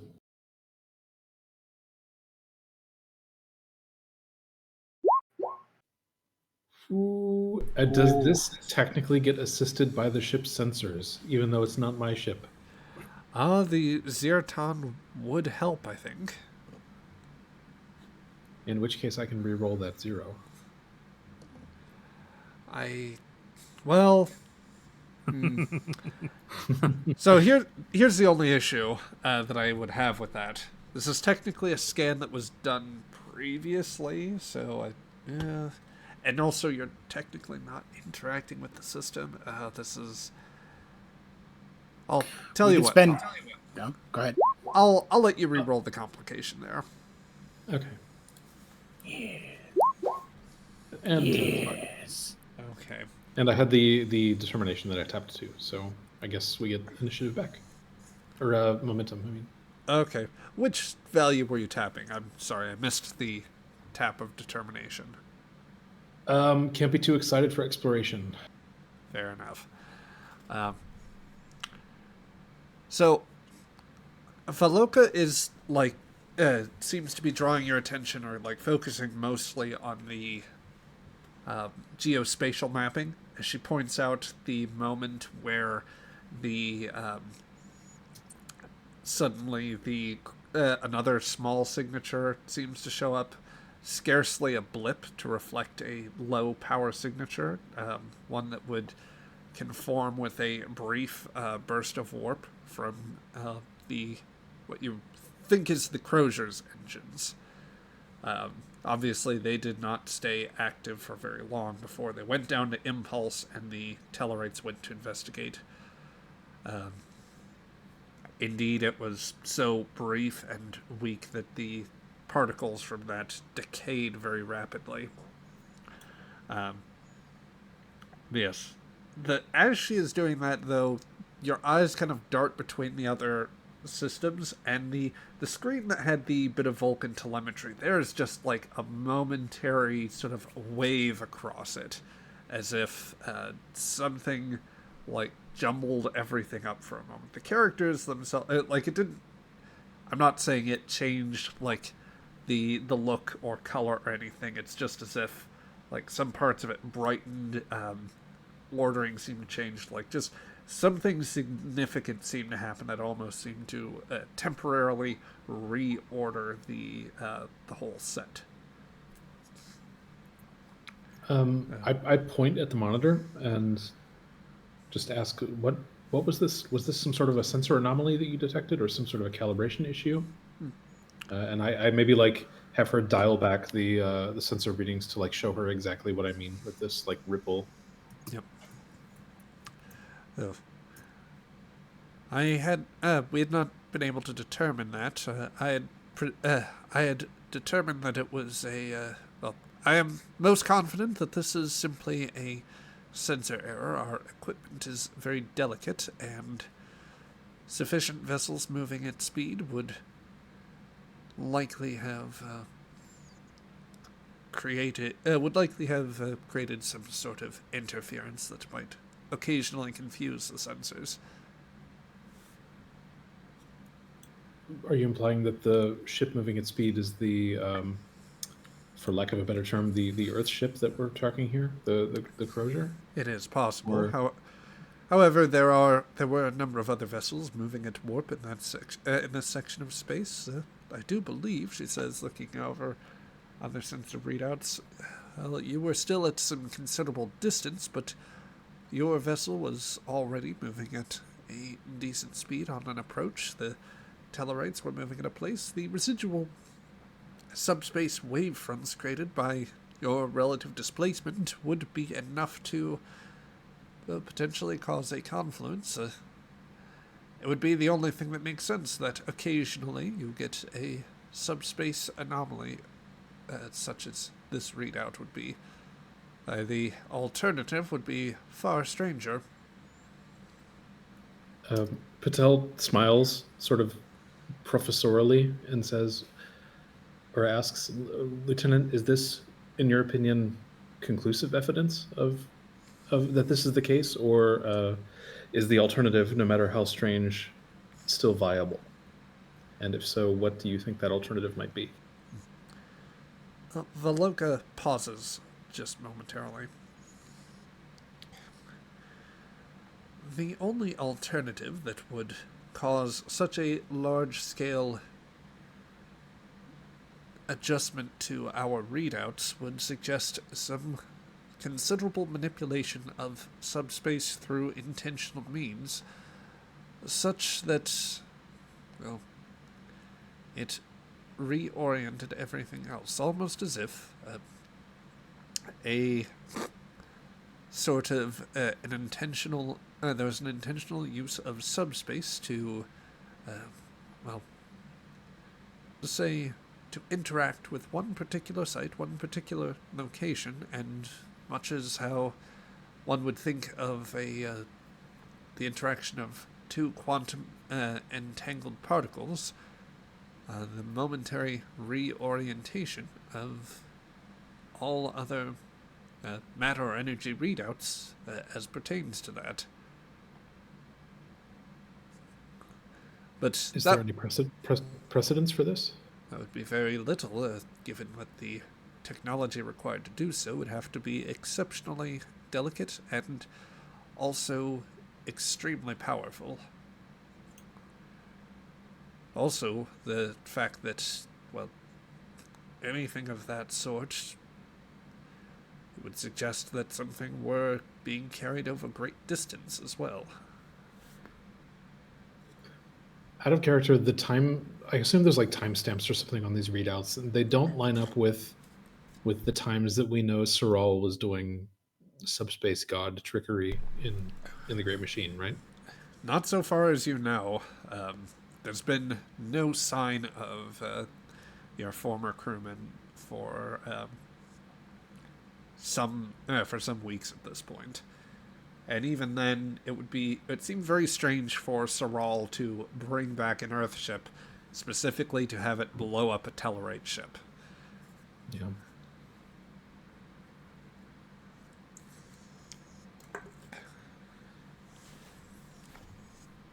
Yeah. Amidst all of this, I think that now would be a time to pull a trigger on one thing that's going on. A display comes up on Vicaris's console, which he will check and answer. What? Absolutely not. I didn't. They are not cleared to board. Do not allow them to pass. Commander, I require your attention for a moment. The Starfleet ship has two additional crew members attempting to board. One of them is an Andorian. The commander will lower an eyebrow slightly, whilst allowing the other to seem neutral. It's sort of the negative eyebrow raise, basically.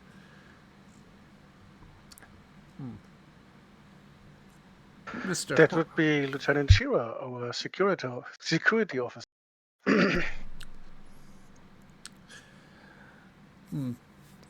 I was not aware that your Starfleet had opened up to recruitment of other species to such pronounced regard.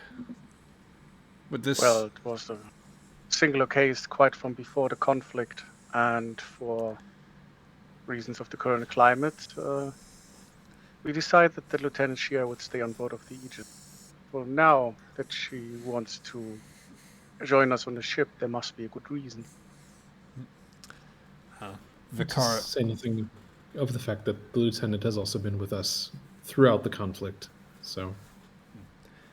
Vicaris looks to you and says, "Nonetheless, I must protest, Commander.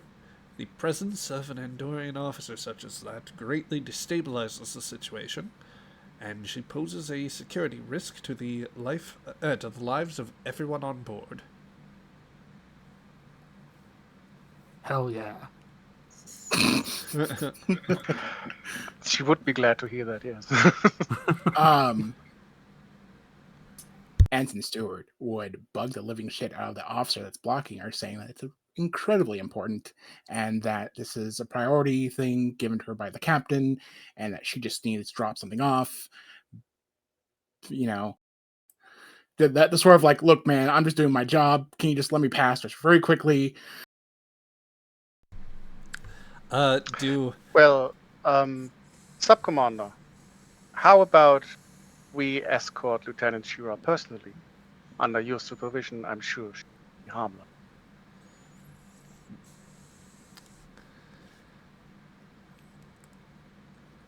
The sub-commander will ponder the possibility. Commander, would you permit me to drop by the arms locker en route so that we might be properly equipped for this? Tikal ponders this and says, no, Can I look at the call at that moment, kind of like this? Surely not. Without saying anything because it's not my place. Like, are you really going to? I mean, come on.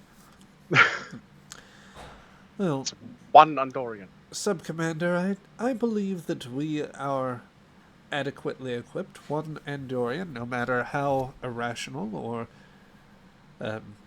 threatening, should be well within your capacity to handle. Obviously, she would not have been sent armed to come aboard, and if that were the case, then I have no doubt the Earth crew would be willing to enforce that she be disarmed before proceeding aboard the vessel. Certainly, the rest of us are capable of handling the repercussions of all of that. Please proceed with Mr. Horn to escort the officers on board. Vicaris will rise from his seat just a little quickly and say, "Yes, Commander."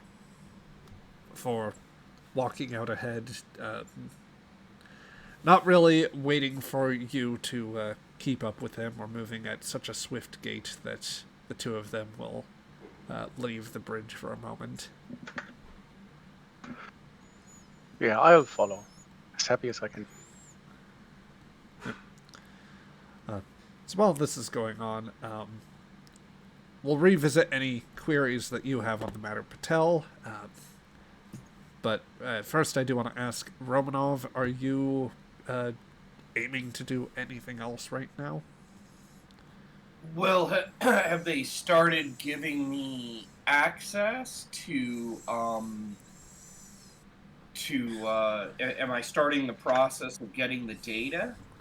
Well, have we started that yet, or are we still? The engineering specialist is setting up a tap for you to use. Apparently, the way that they're doing it, she is transferring files into a separate computer system. Okay. From the look of things, so that something that would be segmented off from the rest of the ship's systems in order to give you some limited access.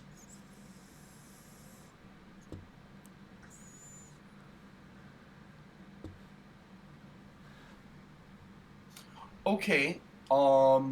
Then that's fine. Then I'm setting up my computer, which is going to take all that data. Okay. And I'm certainly watching what's going on. Now, I forget. I'll just throw in there so you can see if the Vulcan technology is Vulcan. You know, nothing weird about it. Yeah, and I'm keeping an eye out for that. Thank you for reminding me, because I forgot from last week. So, if those are my orders, I'm not only checking out, but I'm also, getting my stuff ready as well. Yeah. There. If I see anything odd, let me know. Yeah. Or anything I need to make a roll for. Well, if you'd like to run an engineering and insight roll from Absolutely. what's being set up here, Let's do it. Insight engineering.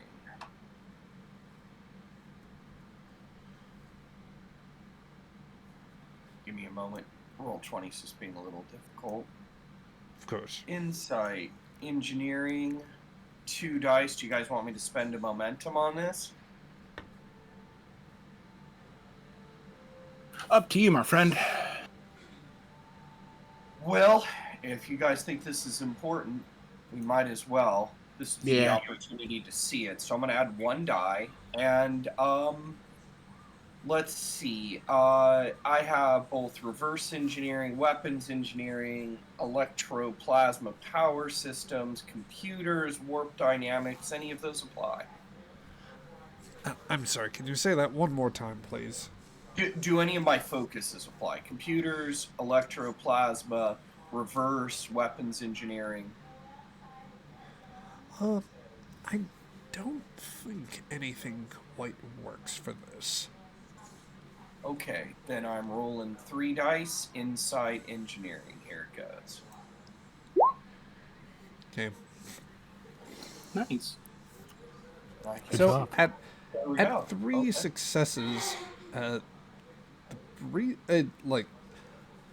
And can I blow my determination on this? This may be the key roll of the game. I didn't declare it ahead of time, but I was about to say it. oh, I'm a little less for going on that retroactively, like after a Right. roll. It'd be one thing if it were correcting Fair like enough. complications or anything. But so the initial discussions with the engineer, you realize you aren't going to get too terribly much from what she is explaining. While she might be transferring some useful information, copying down a bit of what Veloka has.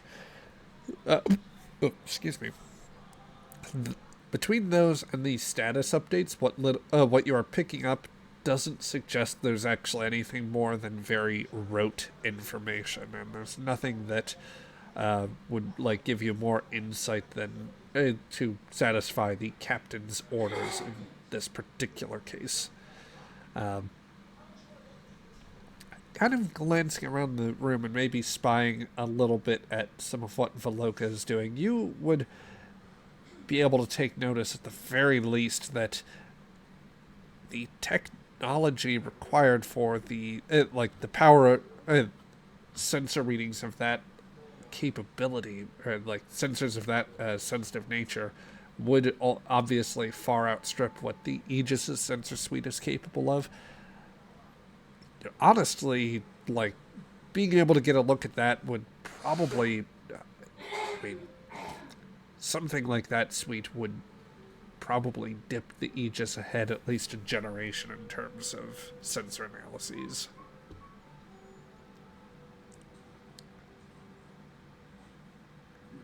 But I don't have that. I'm not being given access to that data. No. And you would notice that the information updates that you're being provided, or some of the equipment diagnostics, they don't actually detail anything with the sensor suite, as it were. Can I tell from working here in engineering, one of their engineering sections, just looking around the room and looking at the power conduit systems, does that give me a hint whether this is truly just a scientific survey ship, or is this one of more military capacity?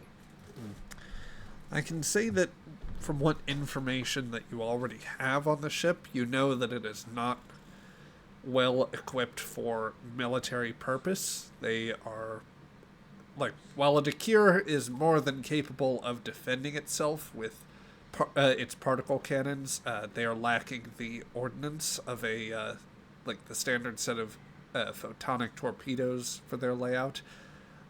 Right. The ship is also very very undercrewed for what would be a military vessel. The Vulcan cruisers, fully equipped and fully crewed, with a contingent of ground forces or marine equivalents, basically, would be numbering well into the hundreds, whereas the crew is scarcely above a dozen for this large cruiser.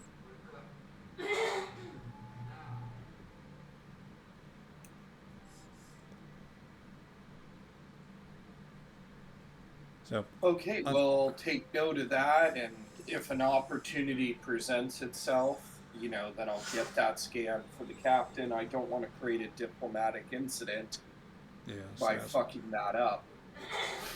Fair enough. The one thing I will note that you would see from power distribution is quite a bit is being expended into its deflector systems and what you would guess would be a location where they have their main sensor suite. So as all of that is going on, let's we'll slightly theater of the mind this as down at the airlock,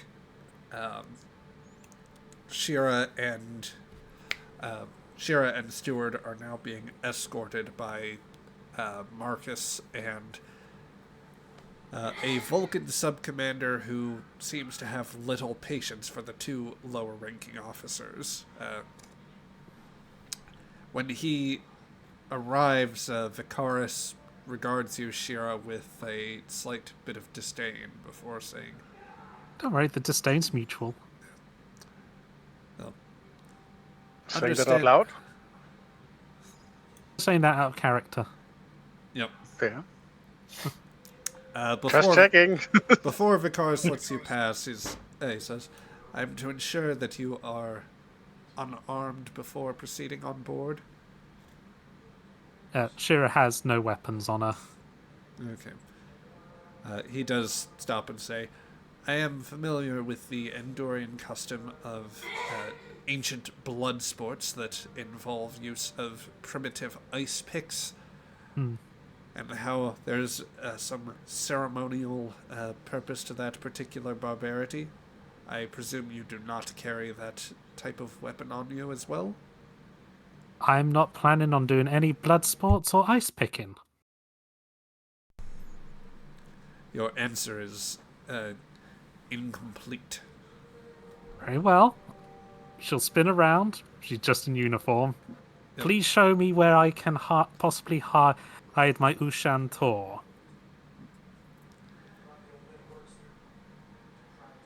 Is Stewart right next to these two people? Yes. Sirs, I just, she's just here because the captain just wants to make sure that my task is done, and I just need to get to Mr. Horn, and that's really it.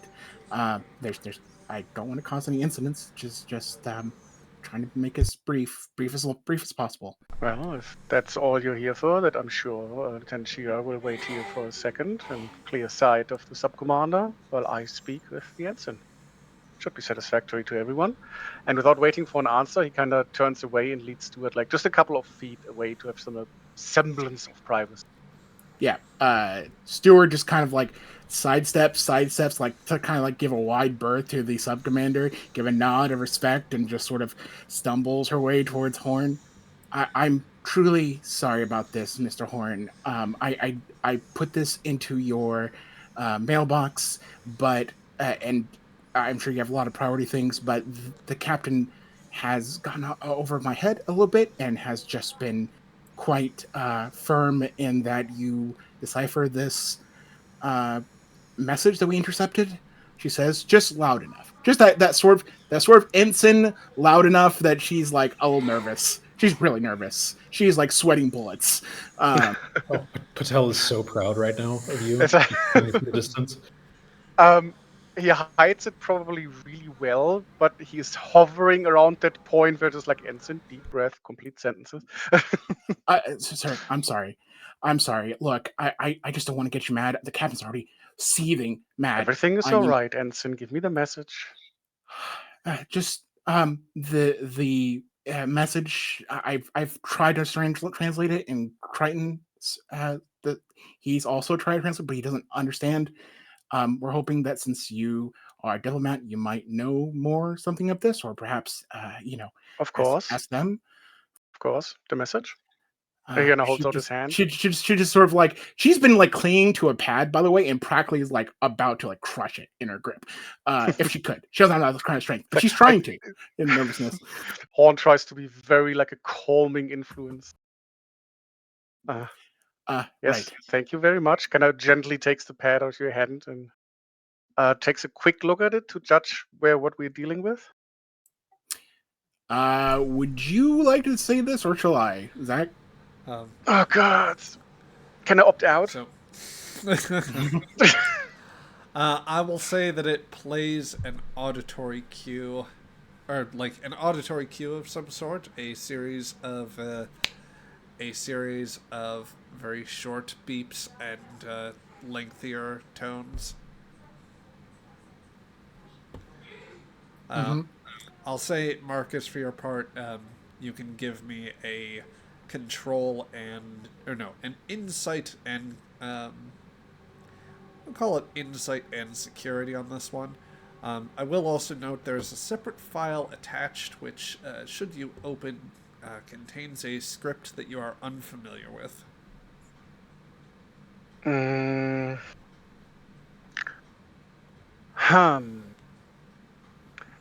The only focuses I can think of is history, diplomacy, or maybe security systems. If that's any kind of cipher. History Yeah, definitely nice. applies to the to what's going on. One applies? Okay. Yep. What's the difficulty? Difficulty is 1. Difficulty is 1. Should I buy a third die and hope to create some momentum? Sure, go for it. Why are you laughing? I don't like this. Inside security. But Okay. Well, with 2 successes, you earn back the point of momentum. You sent it to me, Zach. Whoops. Wrong person. Let's see. This pad is empty, Ensign. What is it? You brought the wrong pad. This is just a meal for next week. Yep. You see Alonso's meal plans for the. Hey, people would kill for that menu. What the hell is targ liver? Targ liver pate. It's delicious, and you will eat it if you know any better. Yep. To clear up the message, it seems to be an order to display this or hand it over to the Vulcans as well. Yeah. Okay. Yep. Okay, thank you, Ensign. And you say the Aegis just picked this up? If you like, sir, I could also just stay at the airlock. I really don't want to go to the bridge right now. No worry, Ensign. You're in trouble. Anyway, and he kind of turns back to the sub-commander and Shira and hopes to see no blood. And Shira, meanwhile, has been going, so, satisfied I don't have any bladed weapons on me? I am satisfied that you are not presently armed. However, given that the message has been relayed, I see no purpose for you to come aboard this vessel. Indeed, and Horn just turns on its heel to Shira, Dan Shira. Thank you very much for delivering the message. You and the ensign can return to the Aegis, and we'll take it. Very well. Of course, Come, sir. come, steward. Let's head back to the bridge. And kind of wait until the door closes behind them before turning to the sub-commander. See? No one was hurt. Anyway, I got some news for you and the captain. Follow me. It just strides ahead, Yep. enraging the sub-commander, hopefully.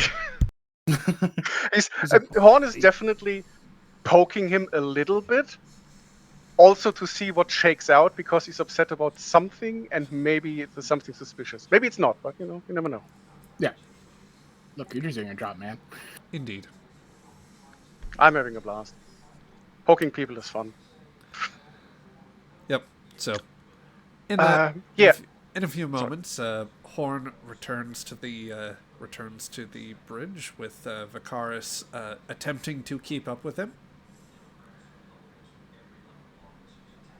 He's not like striding fast. He's just very determined. Yep. Yeah,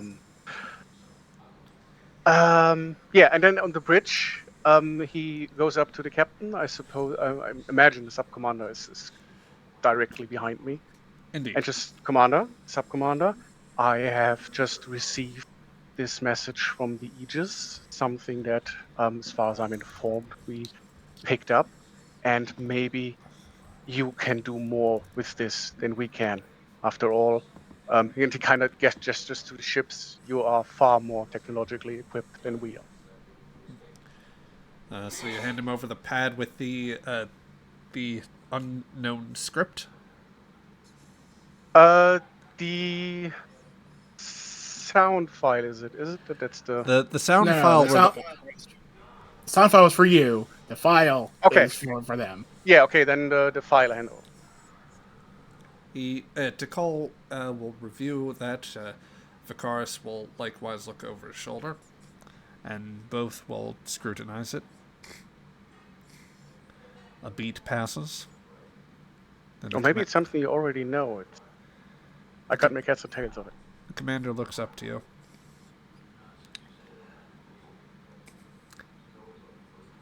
I presume your communications suite is not familiar with this exotic language here. Apparently not. Well, what language is it? That is a very good question, but I can only presume that it is some sort of unusual script. I must confess that while I am not a communications specialist myself, I have no prior knowledge of it. We will have to put it through our own computer systems and see perhaps if our records can accommodate it as well. I would be very grateful for that, and I'm sure that extends to the captain as well. Indeed. Sub-Commander, see if we can get the file transferred for this and begin diagnostics. Yes, sir. And Vicaris will start trying to run it through, basically running it over to the appropriate officers so that they can examine that.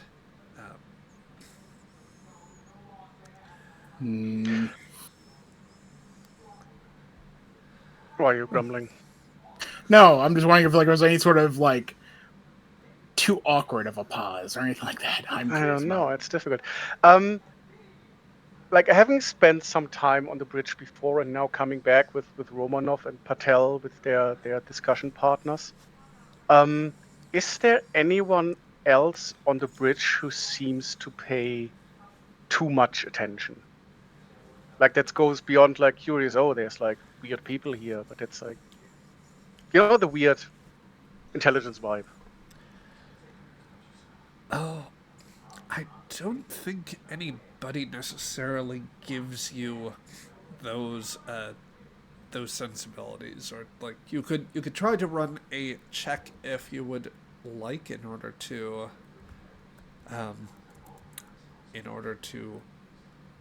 try and get some sense of the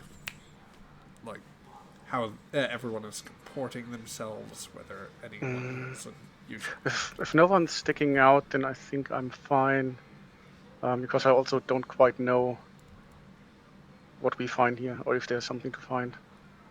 How are Romanov and Patel doing? Is this a productive discussion, that what it looks like from the outside, or?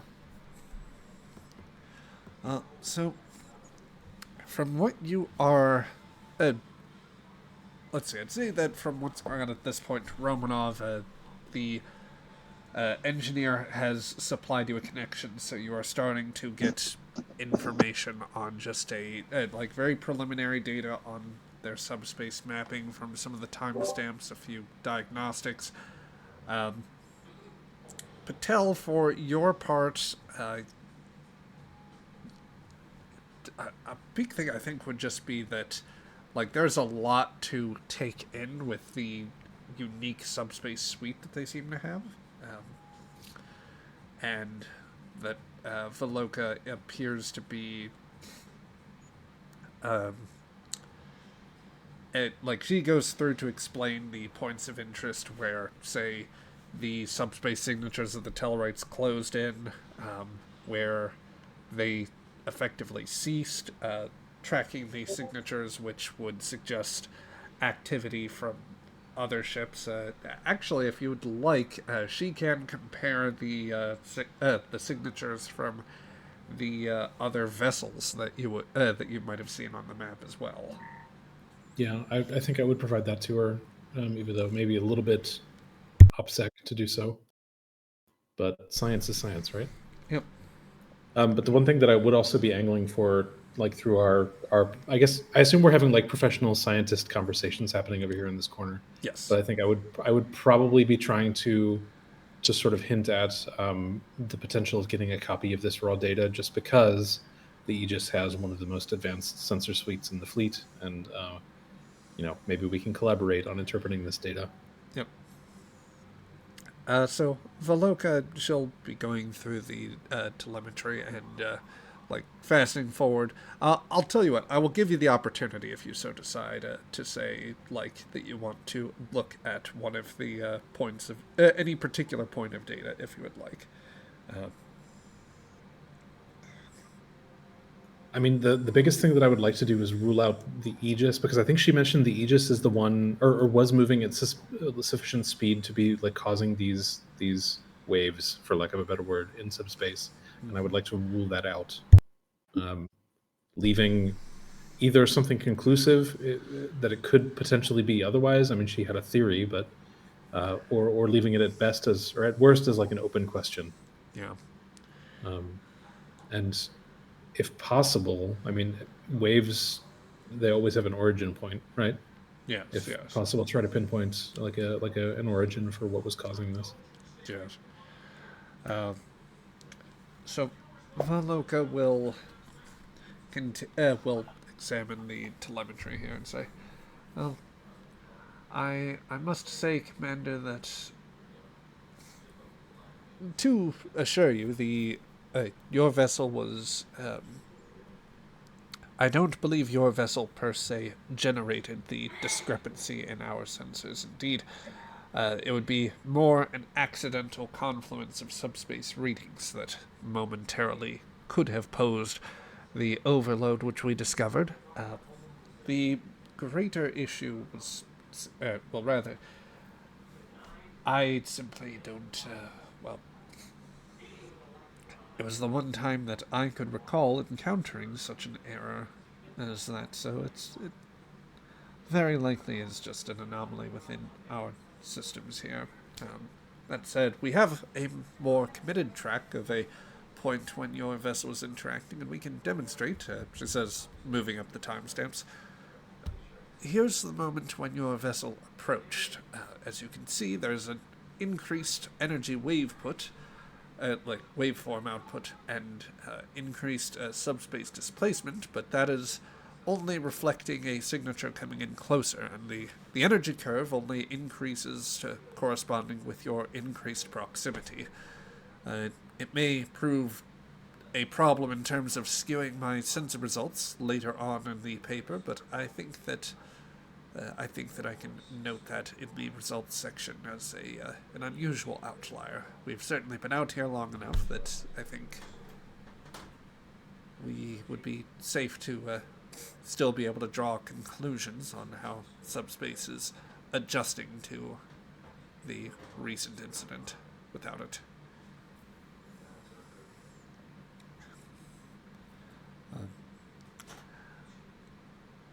Let's see. She's actually going. There's going to be a beep on her console as she says, I'm sorry, Commander. Would you care to give me one moment here? Of course. Yep. She will go to this she'll check out her console and say, Commander, I will need one moment in the room with the sensor suite in order to make appropriate adjustments. Stand by. And she will leave the room at the commander's discretion there. So she'll leave you with the console alone for a moment. A short time afterwards, the Vulcan ensign over here, or rather a sub-lieutenant, the equivalent of an ensign, will say, Commander Tikol, if I could have a moment of your time as well. And the commander will excuse himself briefly from speaking with Horn in order to exchange some words. This will give you a moment, Horn, Patel, any of you to interact as needed with relative safety or security. Patel just looks over at Horn and looks slightly confused. In sort of a what could be going on kind of a way.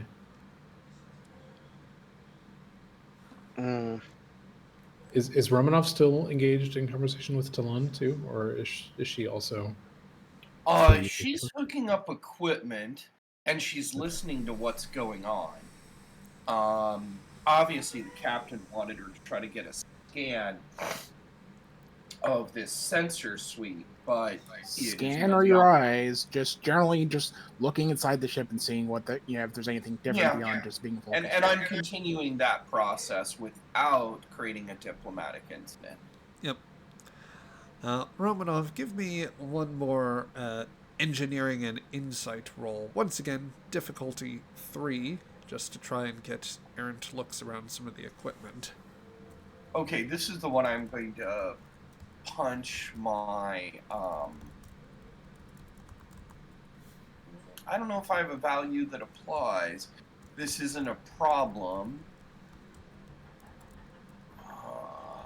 Although I am working for Starfleet to better our things, so every meal is a banquet, especially on our ship, because she loves what the Orion does. Every formation a parade, every paycheck a fortune. Could I apply that? I would allow for it. Okay, so I'm spending 2 determination, and I am attempting to do reverse engineering. I would like to invoke that, because right now that kind of applies. Or I'd like to make an argument with that. I think I would allow for that. Okay, and since we're at 2 momentum, I'm going to spend 1, so this is determination plus that. And should I get an opportunity to scan something, since I've set up my own equipment, what I've done is put, I brought a couple things because I didn't know what they'd want to do. So one of them might be an external device that I might be able to get some information on, and I will plug that into the same set of ports on the motherboard that she has plugged in the data she's feeding to me. If you are seeking additional plugins, that is going to call up a... there is going to be... Yeah, that is something that Vicaris is going to... No. I'm not seeking additional plugins with them. I'm seeking additional plugins on the data that I'm loading it into, meaning I set up my equipment. So you're on the back of a computer, right? And you've got, say, an Ethernet cable plugged into it. That same sets of ports, each of them is on a different comm line. But should I be able to gather some information as the captain requested, what I want to do is merge it into the data file she's downloaded. Only if I'm not going to create a diplomatic incident doing this. Meaning I set up my equipment. I'm not plugging into their ports. I'm getting my own data and merging it in with the data they've given us. So the question I have would be, are you just taking the information that they are attempting to supply to you here, or are you trying, do you have other equipment trying to analyze something. Do you have other equipment that's basically taking any sort of scan here of what they've got? Well, I assume they would pick up any scan, right? Because we're in the middle of their sensor room and we got tons of eyes on us, right? Yeah. Although a lot of people are distracted by their conversations right now. Oh, Takaris is definitely not going to be distracted by like the introduction of unusual equipment. Okay. Then I'll just do my best to do an insight and engineering roll, and I've dropped my determination on that and 1 die and see what I can get. This is the best I can do. Okay. Nice. That will accomplish that. That will also earn back 2 points of momentum. Plus 2 successes. Yes, that's for what. my determination. Yes, your determination expenditure does give you the additional momentum there, since your roll of 3 successes met the initial difficulty. With that, I'll say that like the data that they were the data that they were sending you does appear to like be transmitting on the hard line you've set up. That like you have the limited diagnostics and sensor telemetry that they are they meant to provide you. However,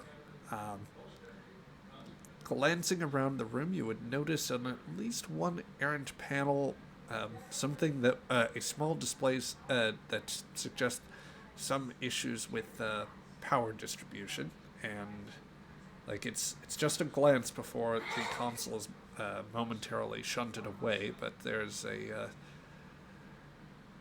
definitely like something that there's definitely a momentary adjustment to power expenditures, and you're fairly confident you know how it comes out. As you have that sorted and the two of you are speaking, Commander Takal walks back to his chair and says, "Oh, apologies, just apologies for my brief moment away. Just ironing out some minor issues with our communication systems. But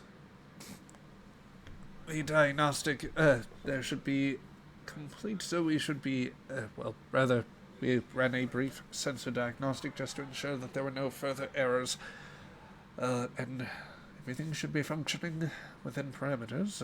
That being said, speaking of parameters, we are at this point, as I understand it, my engineer should have information exchanged or downloaded into the hard system that you brought in. As well, we have demonstrated what information we can from our sensor telemetry, so as I see it, the courtesy of the inspection we've granted you should have its conditions met, should it not?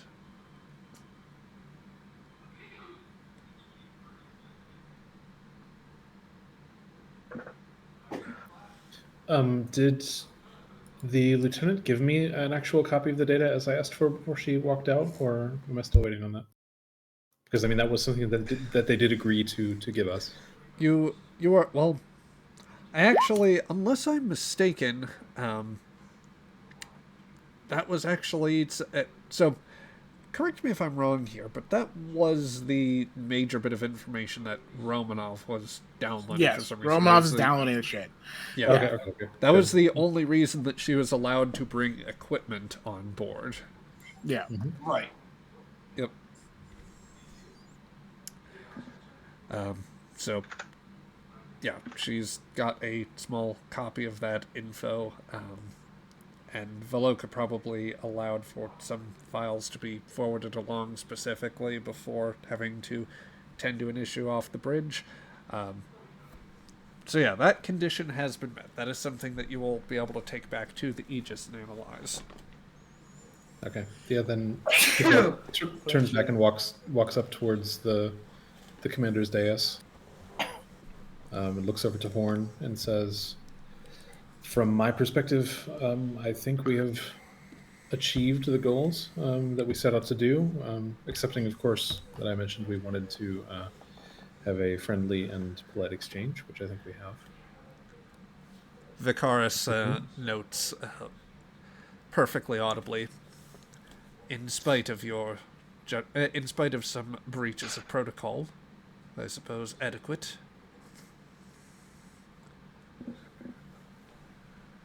Excellent. Then I think our job here is done. Patel? Okay, I nod and look over to Commander Call and say, Commander, thank you for your hospitality. We appreciate that this has been a minor inconvenience.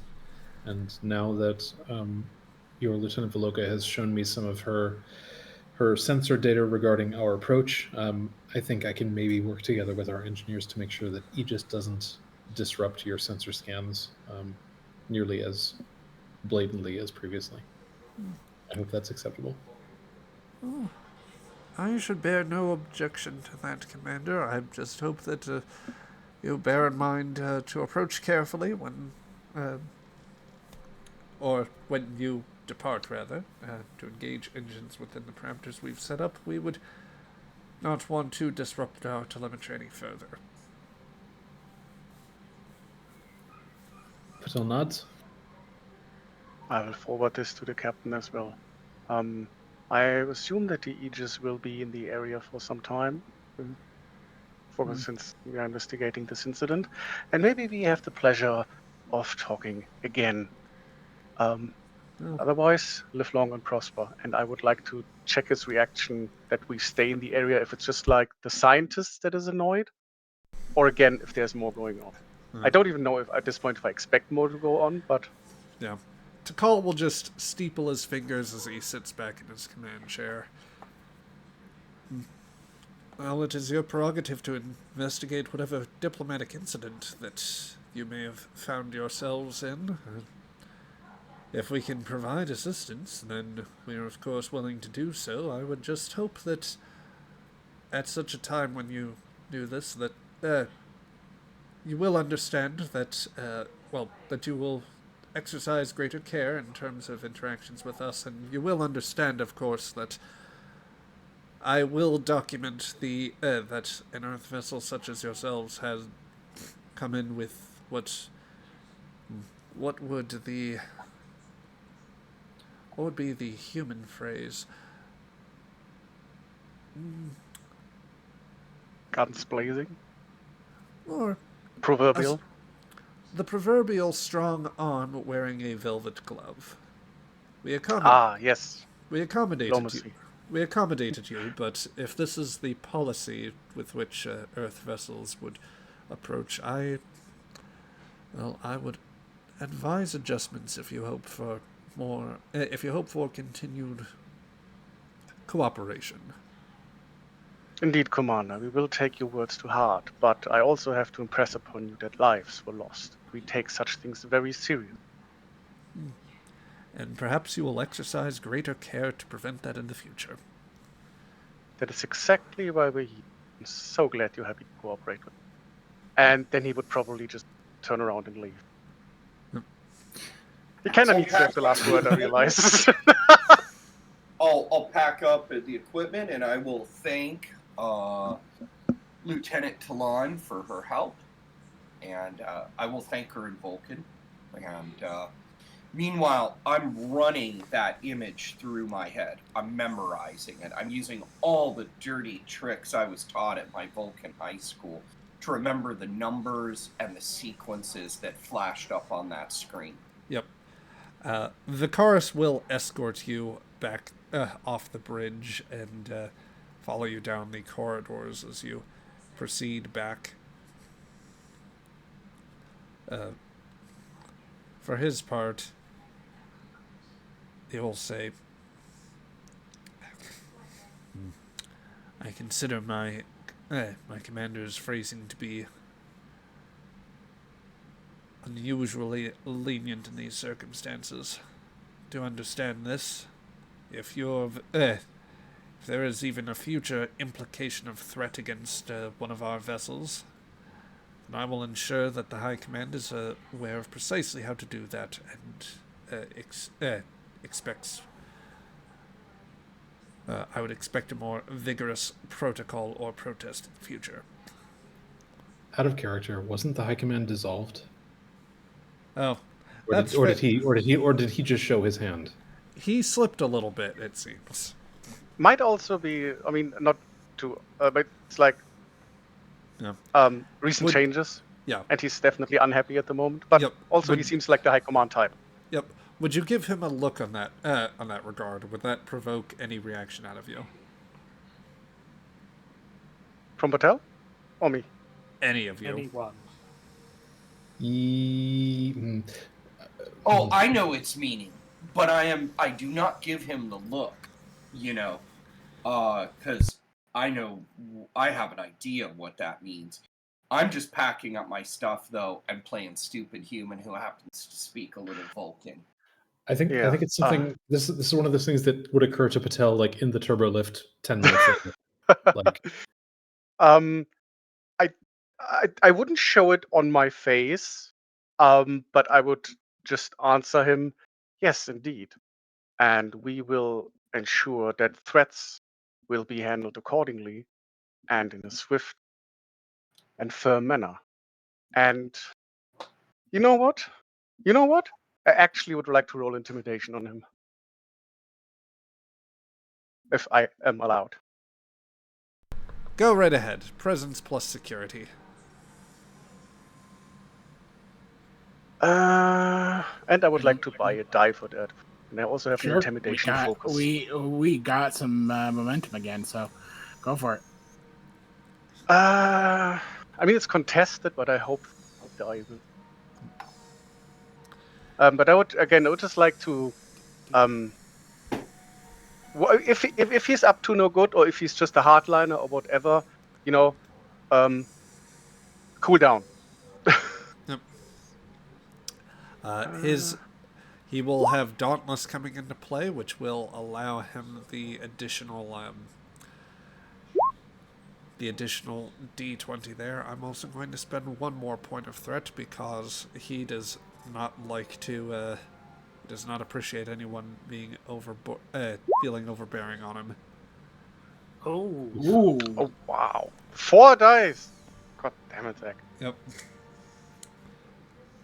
Yeah. So with 5 dice to your 4, he will. He won't back forward an inch. And I'll actually think slightly introspectively. It's like,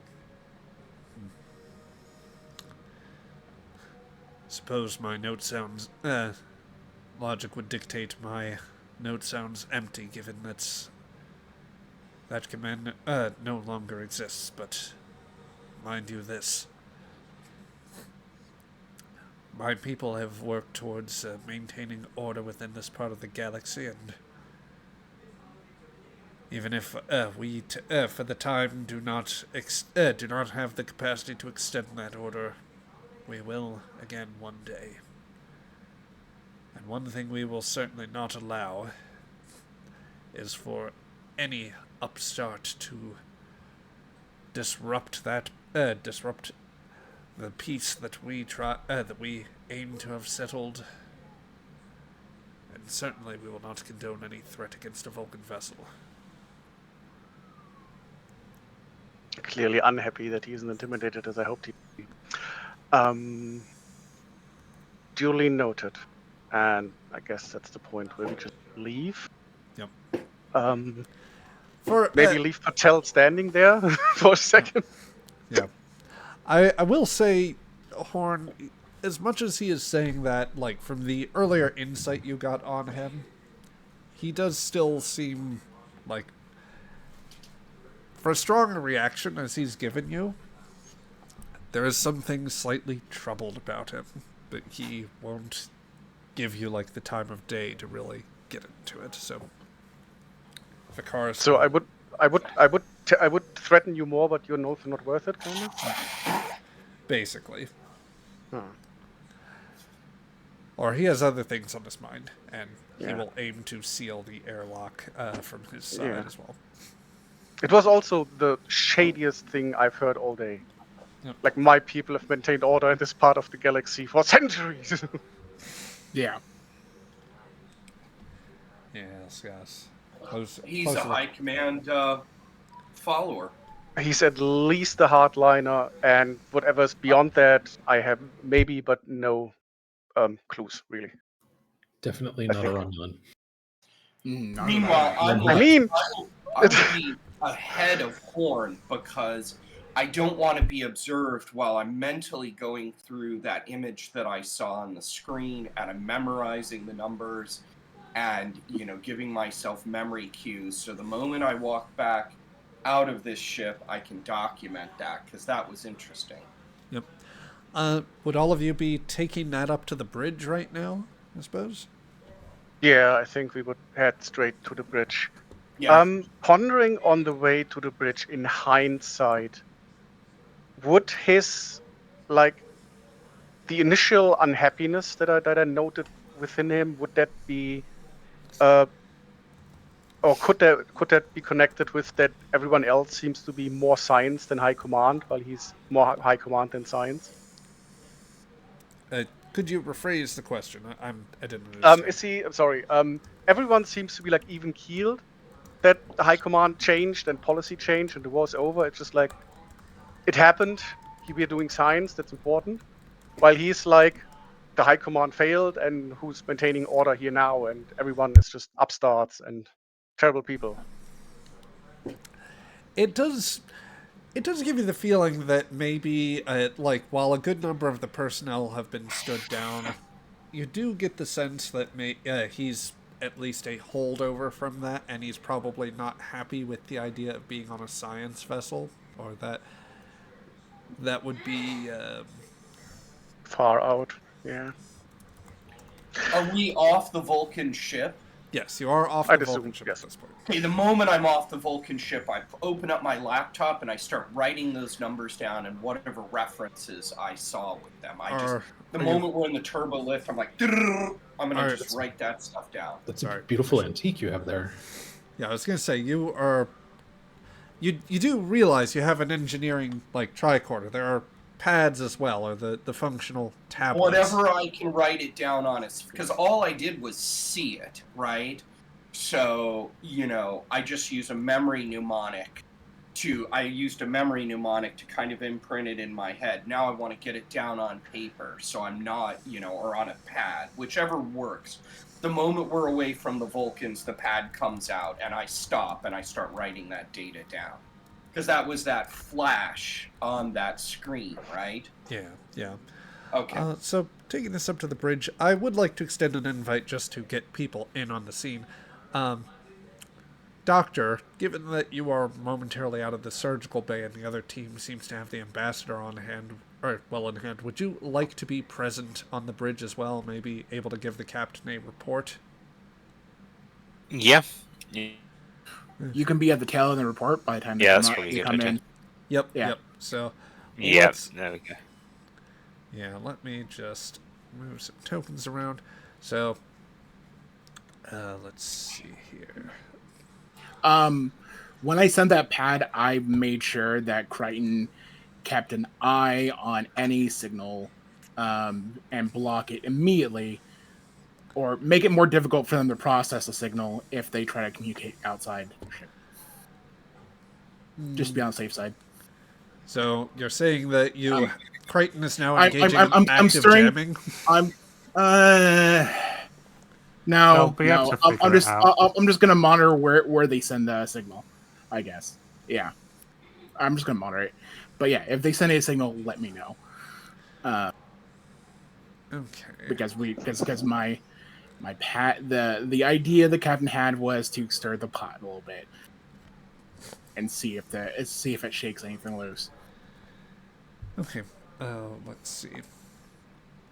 So, just making sure. Let's get everyone back up onto the bridge. So,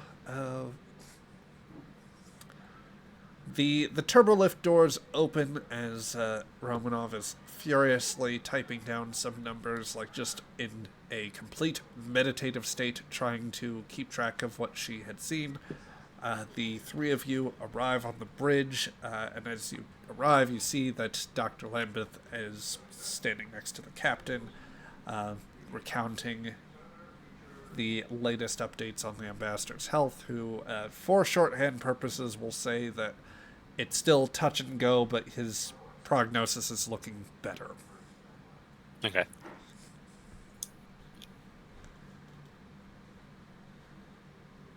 Well, at least there's some good news so far. Yeah. Well, Thank you. Captain, yeah.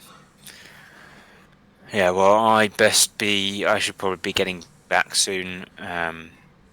Check on things, make sure everything's still progressing all right. Certainly, the ambassadors are priority, but Yes. get some rest, Danny.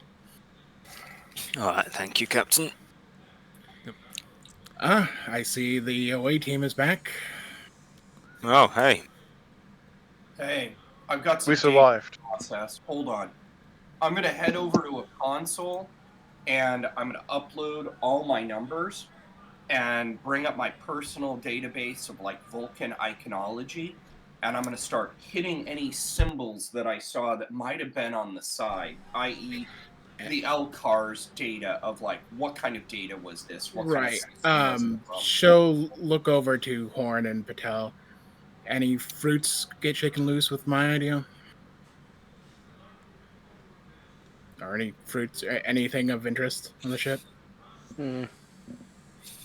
Patel? I have some data that Ms. Romanov is currently putting into the computer that I really need to go over again in more detail. But it's possible that the Vulcan ship sensors picked up something that may be of use to our investigation. Would be beneficial. I don't know It's yet. really Let me to say. finish getting it together. I'll start throwing it all together, and I'm gonna try to recreate the screen. And and just based on what I'm seeing, try to put the data together in a way that Patel can interpret. Well, I mean, As a captain, Yeah. I've grown to multitask. So as I'm looking over the screen too, I will occasionally look over at Horn. Mr. Horn, your Yeah, opinion? difficult to tell. I think the captain and the ship overall seems to be on the level. Scientists primarily. The security officer is at the very least a hardliner of the High Council. So A I concur. concerning level, Yeah. or just an old leftover?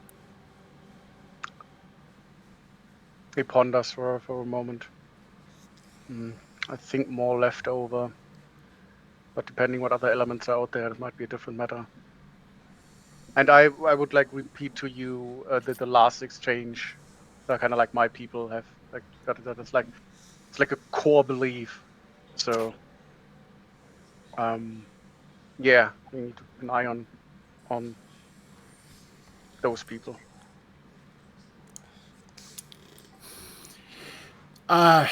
There's just a grimace. Lovely. Glad So to what know was that there's- message? Just something I would think that would probably shake things up. If you knew that a communication was intercepted that likely was part of something that you didn't want to be shown, then even if it was just a bunch of scribbles, then certainly it'd be something of a concern. No one seemed particularly bothered by that.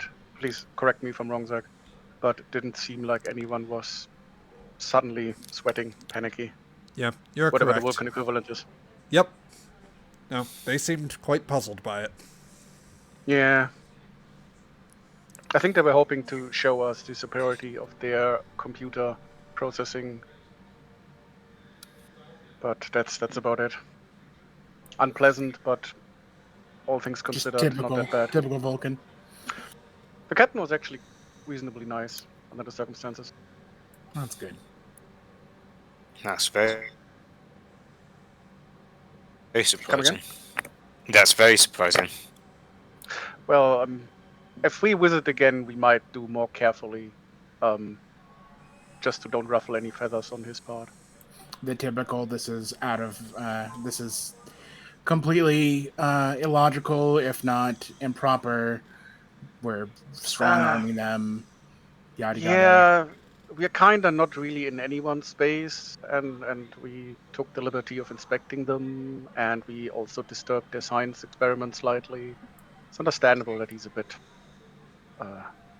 miffed, I think is a good word. She nods.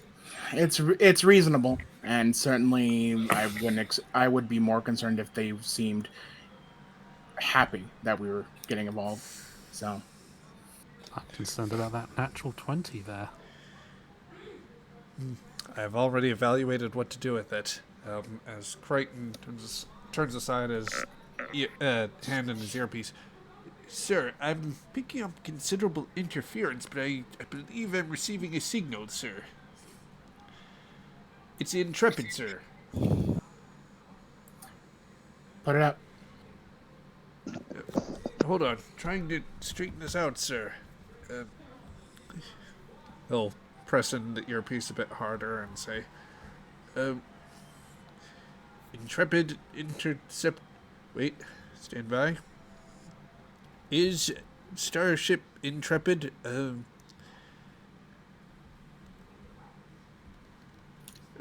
they identified a...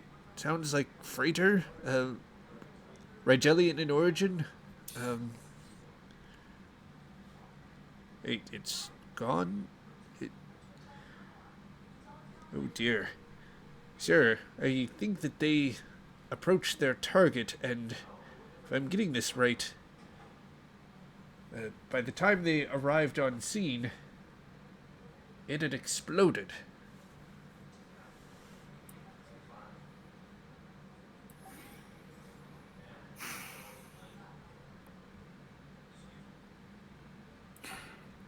Is the Intrepid okay?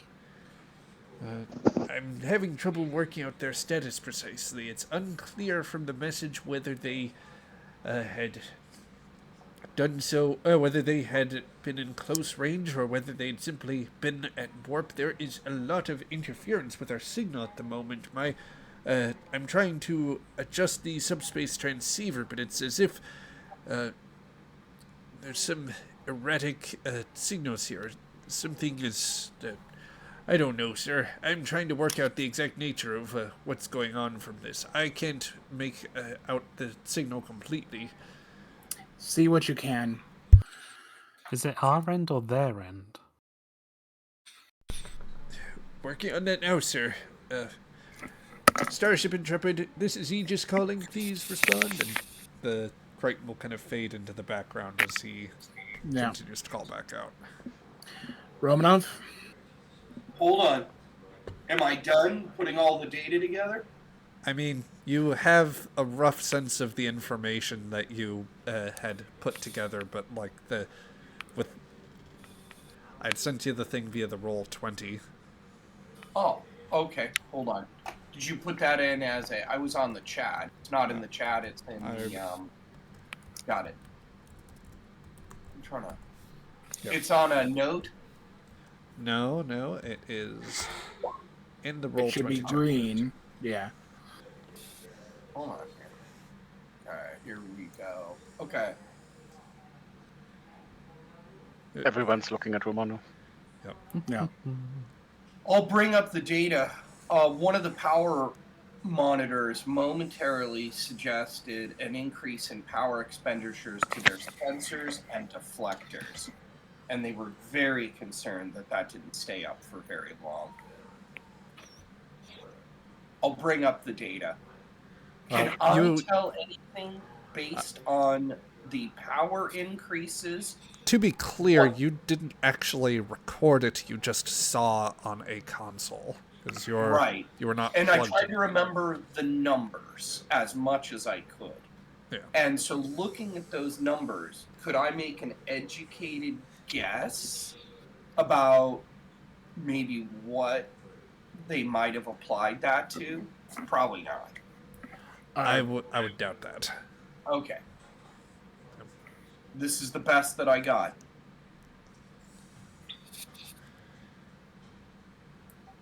she just looks at the numbers. Does anything familiar in terms of like what the numbers mean or anything like that?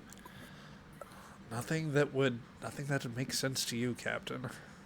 This is a little out of your domain. Yeah. I suppose everyone is kind of looking over the shoulder. Does it? Yeah. I mean, is there any correlation to what Yeah. when Crichton was mentioning like SO space interference with the message from the Intrepid? Is there any correlation to that with like this anomaly that was present on the Vulcan sensors that the Lieutenant showed me on the bridge? If you'd like is to, is the same phenomenon repeating basically? I would say Patel, with once you look over it and combining that with what you can pick up from the Aegis's sensors and the data that you were given earlier, I'd say it looks as though something is stirring up subspace in an unusual way, and that explains. It definitely explains the communications interference that you're dealing with. It may also account for everything else that's or there may be a relationship to everything else that's going on. So if this is happening live, like, can I take the opportunity while this interference is happening before it like subsides? Because I assume it's like a wave; it comes and goes. Can I basically like run a trace on it, pinpoint the origin of what's causing this, or like what's causing the disturbance? I will give you the chance, and we're going to call this the last roll of the session here, to conduct a quick sensor scan with reason plus science. Use your whatchamacallit thing. Determination? Determination, yeah, that's the thing. I already did. Ah, boo. But Here, I'm gonna use my spirit discovery, give you 2 momentum for free. Okay, well, I was going to take 3 total to get 2 extra die. All right. Yeah. So I'll take 1. The 2 momentum wouldn't do anything more. Then, yeah, I also have technical expertise, and the ship can roll too, so we should be good on this, but we'll see. So here's my roll. Okay, well. Get rid of that. No. Anybody got the ship? Yeah, I'll get the ship. And we can spend the 2 momentum to get rid of that 20. Well, I might re-roll it, so it depends on what the ship does. What's the roll for the ship? Sensors and... Science. Science. Here it goes. And it's 1 die. Yes. Nice. Okay, yeah, I re-rolled mine. All right, so at 5 successes, I'm going to rule that you get the momentum back.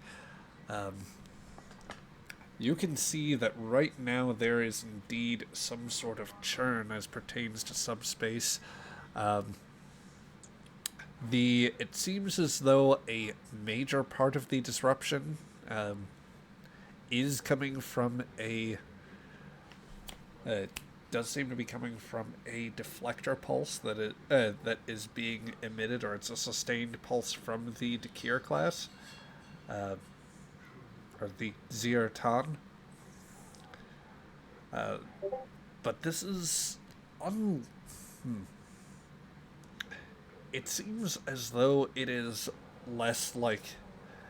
It's not something that is intentionally like creating a wave necessarily, so much as the emissions appear to be like opening up a constant some sort of ability for this sensor.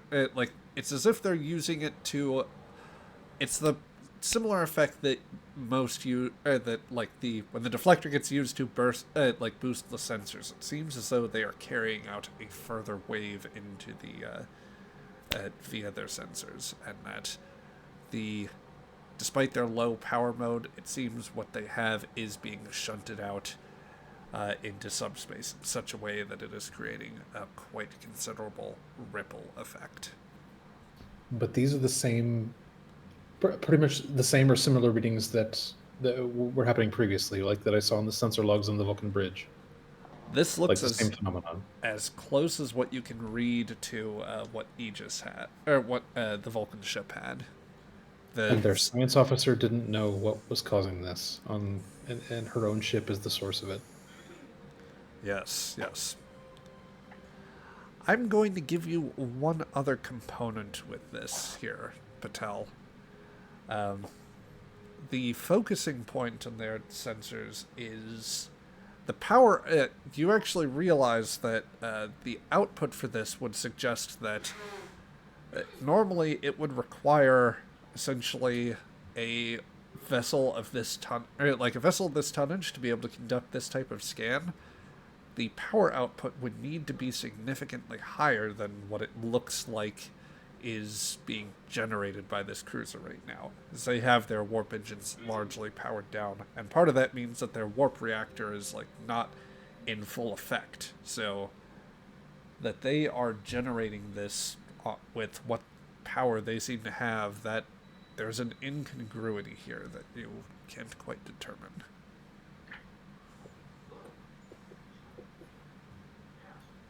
Okay, shot in the dark. I am able. So when I did this pinpoint fix, basically to figure out the source of this, like I was able to definitively conclude that it was the Vulcan ship and not, say, hypothetically, a cloaked ship next to the Vulcan ship. Like that's the direction that I'm thinking as a player, not as a character. You are very certain of that. That much Okay. I can say. Ruling that much out, at least. Okay. Yes. Yeah. I think Patel needs to chew on the data for a while. Yep. And as that happens, Crichton says, "One other word, sir. The Vulcans are requesting to sever umbilicals. Shall we proceed with separation maneuvers?" She just looks over to Patel and Horn. Patel just shrugs and says, I see no reason why not. But I am very confused as to what just happened.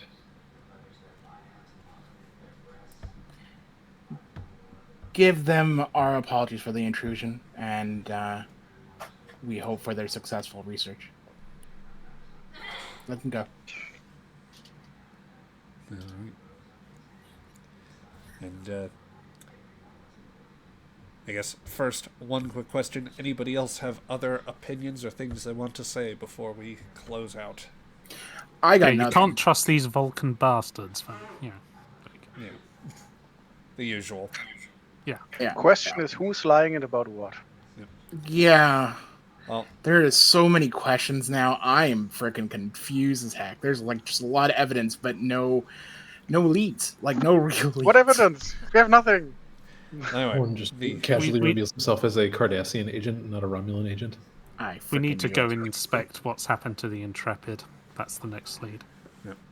Anyway, Yep. well, we will cut through all of that. We'll get to all of that here next time on part 4 of the Star Trek Adventures Aegis Cold Warriors. But until then, for those in the archive, this is where we will leave you for the evening. So you folks have a good rest of your day, and we hope you enjoy. If you ever want to join us live, we run these games Saturdays on 1 p.m. Eastern Standard Time. That's 6 p.m. Greenwich Mean Time. But we'll catch you folks later.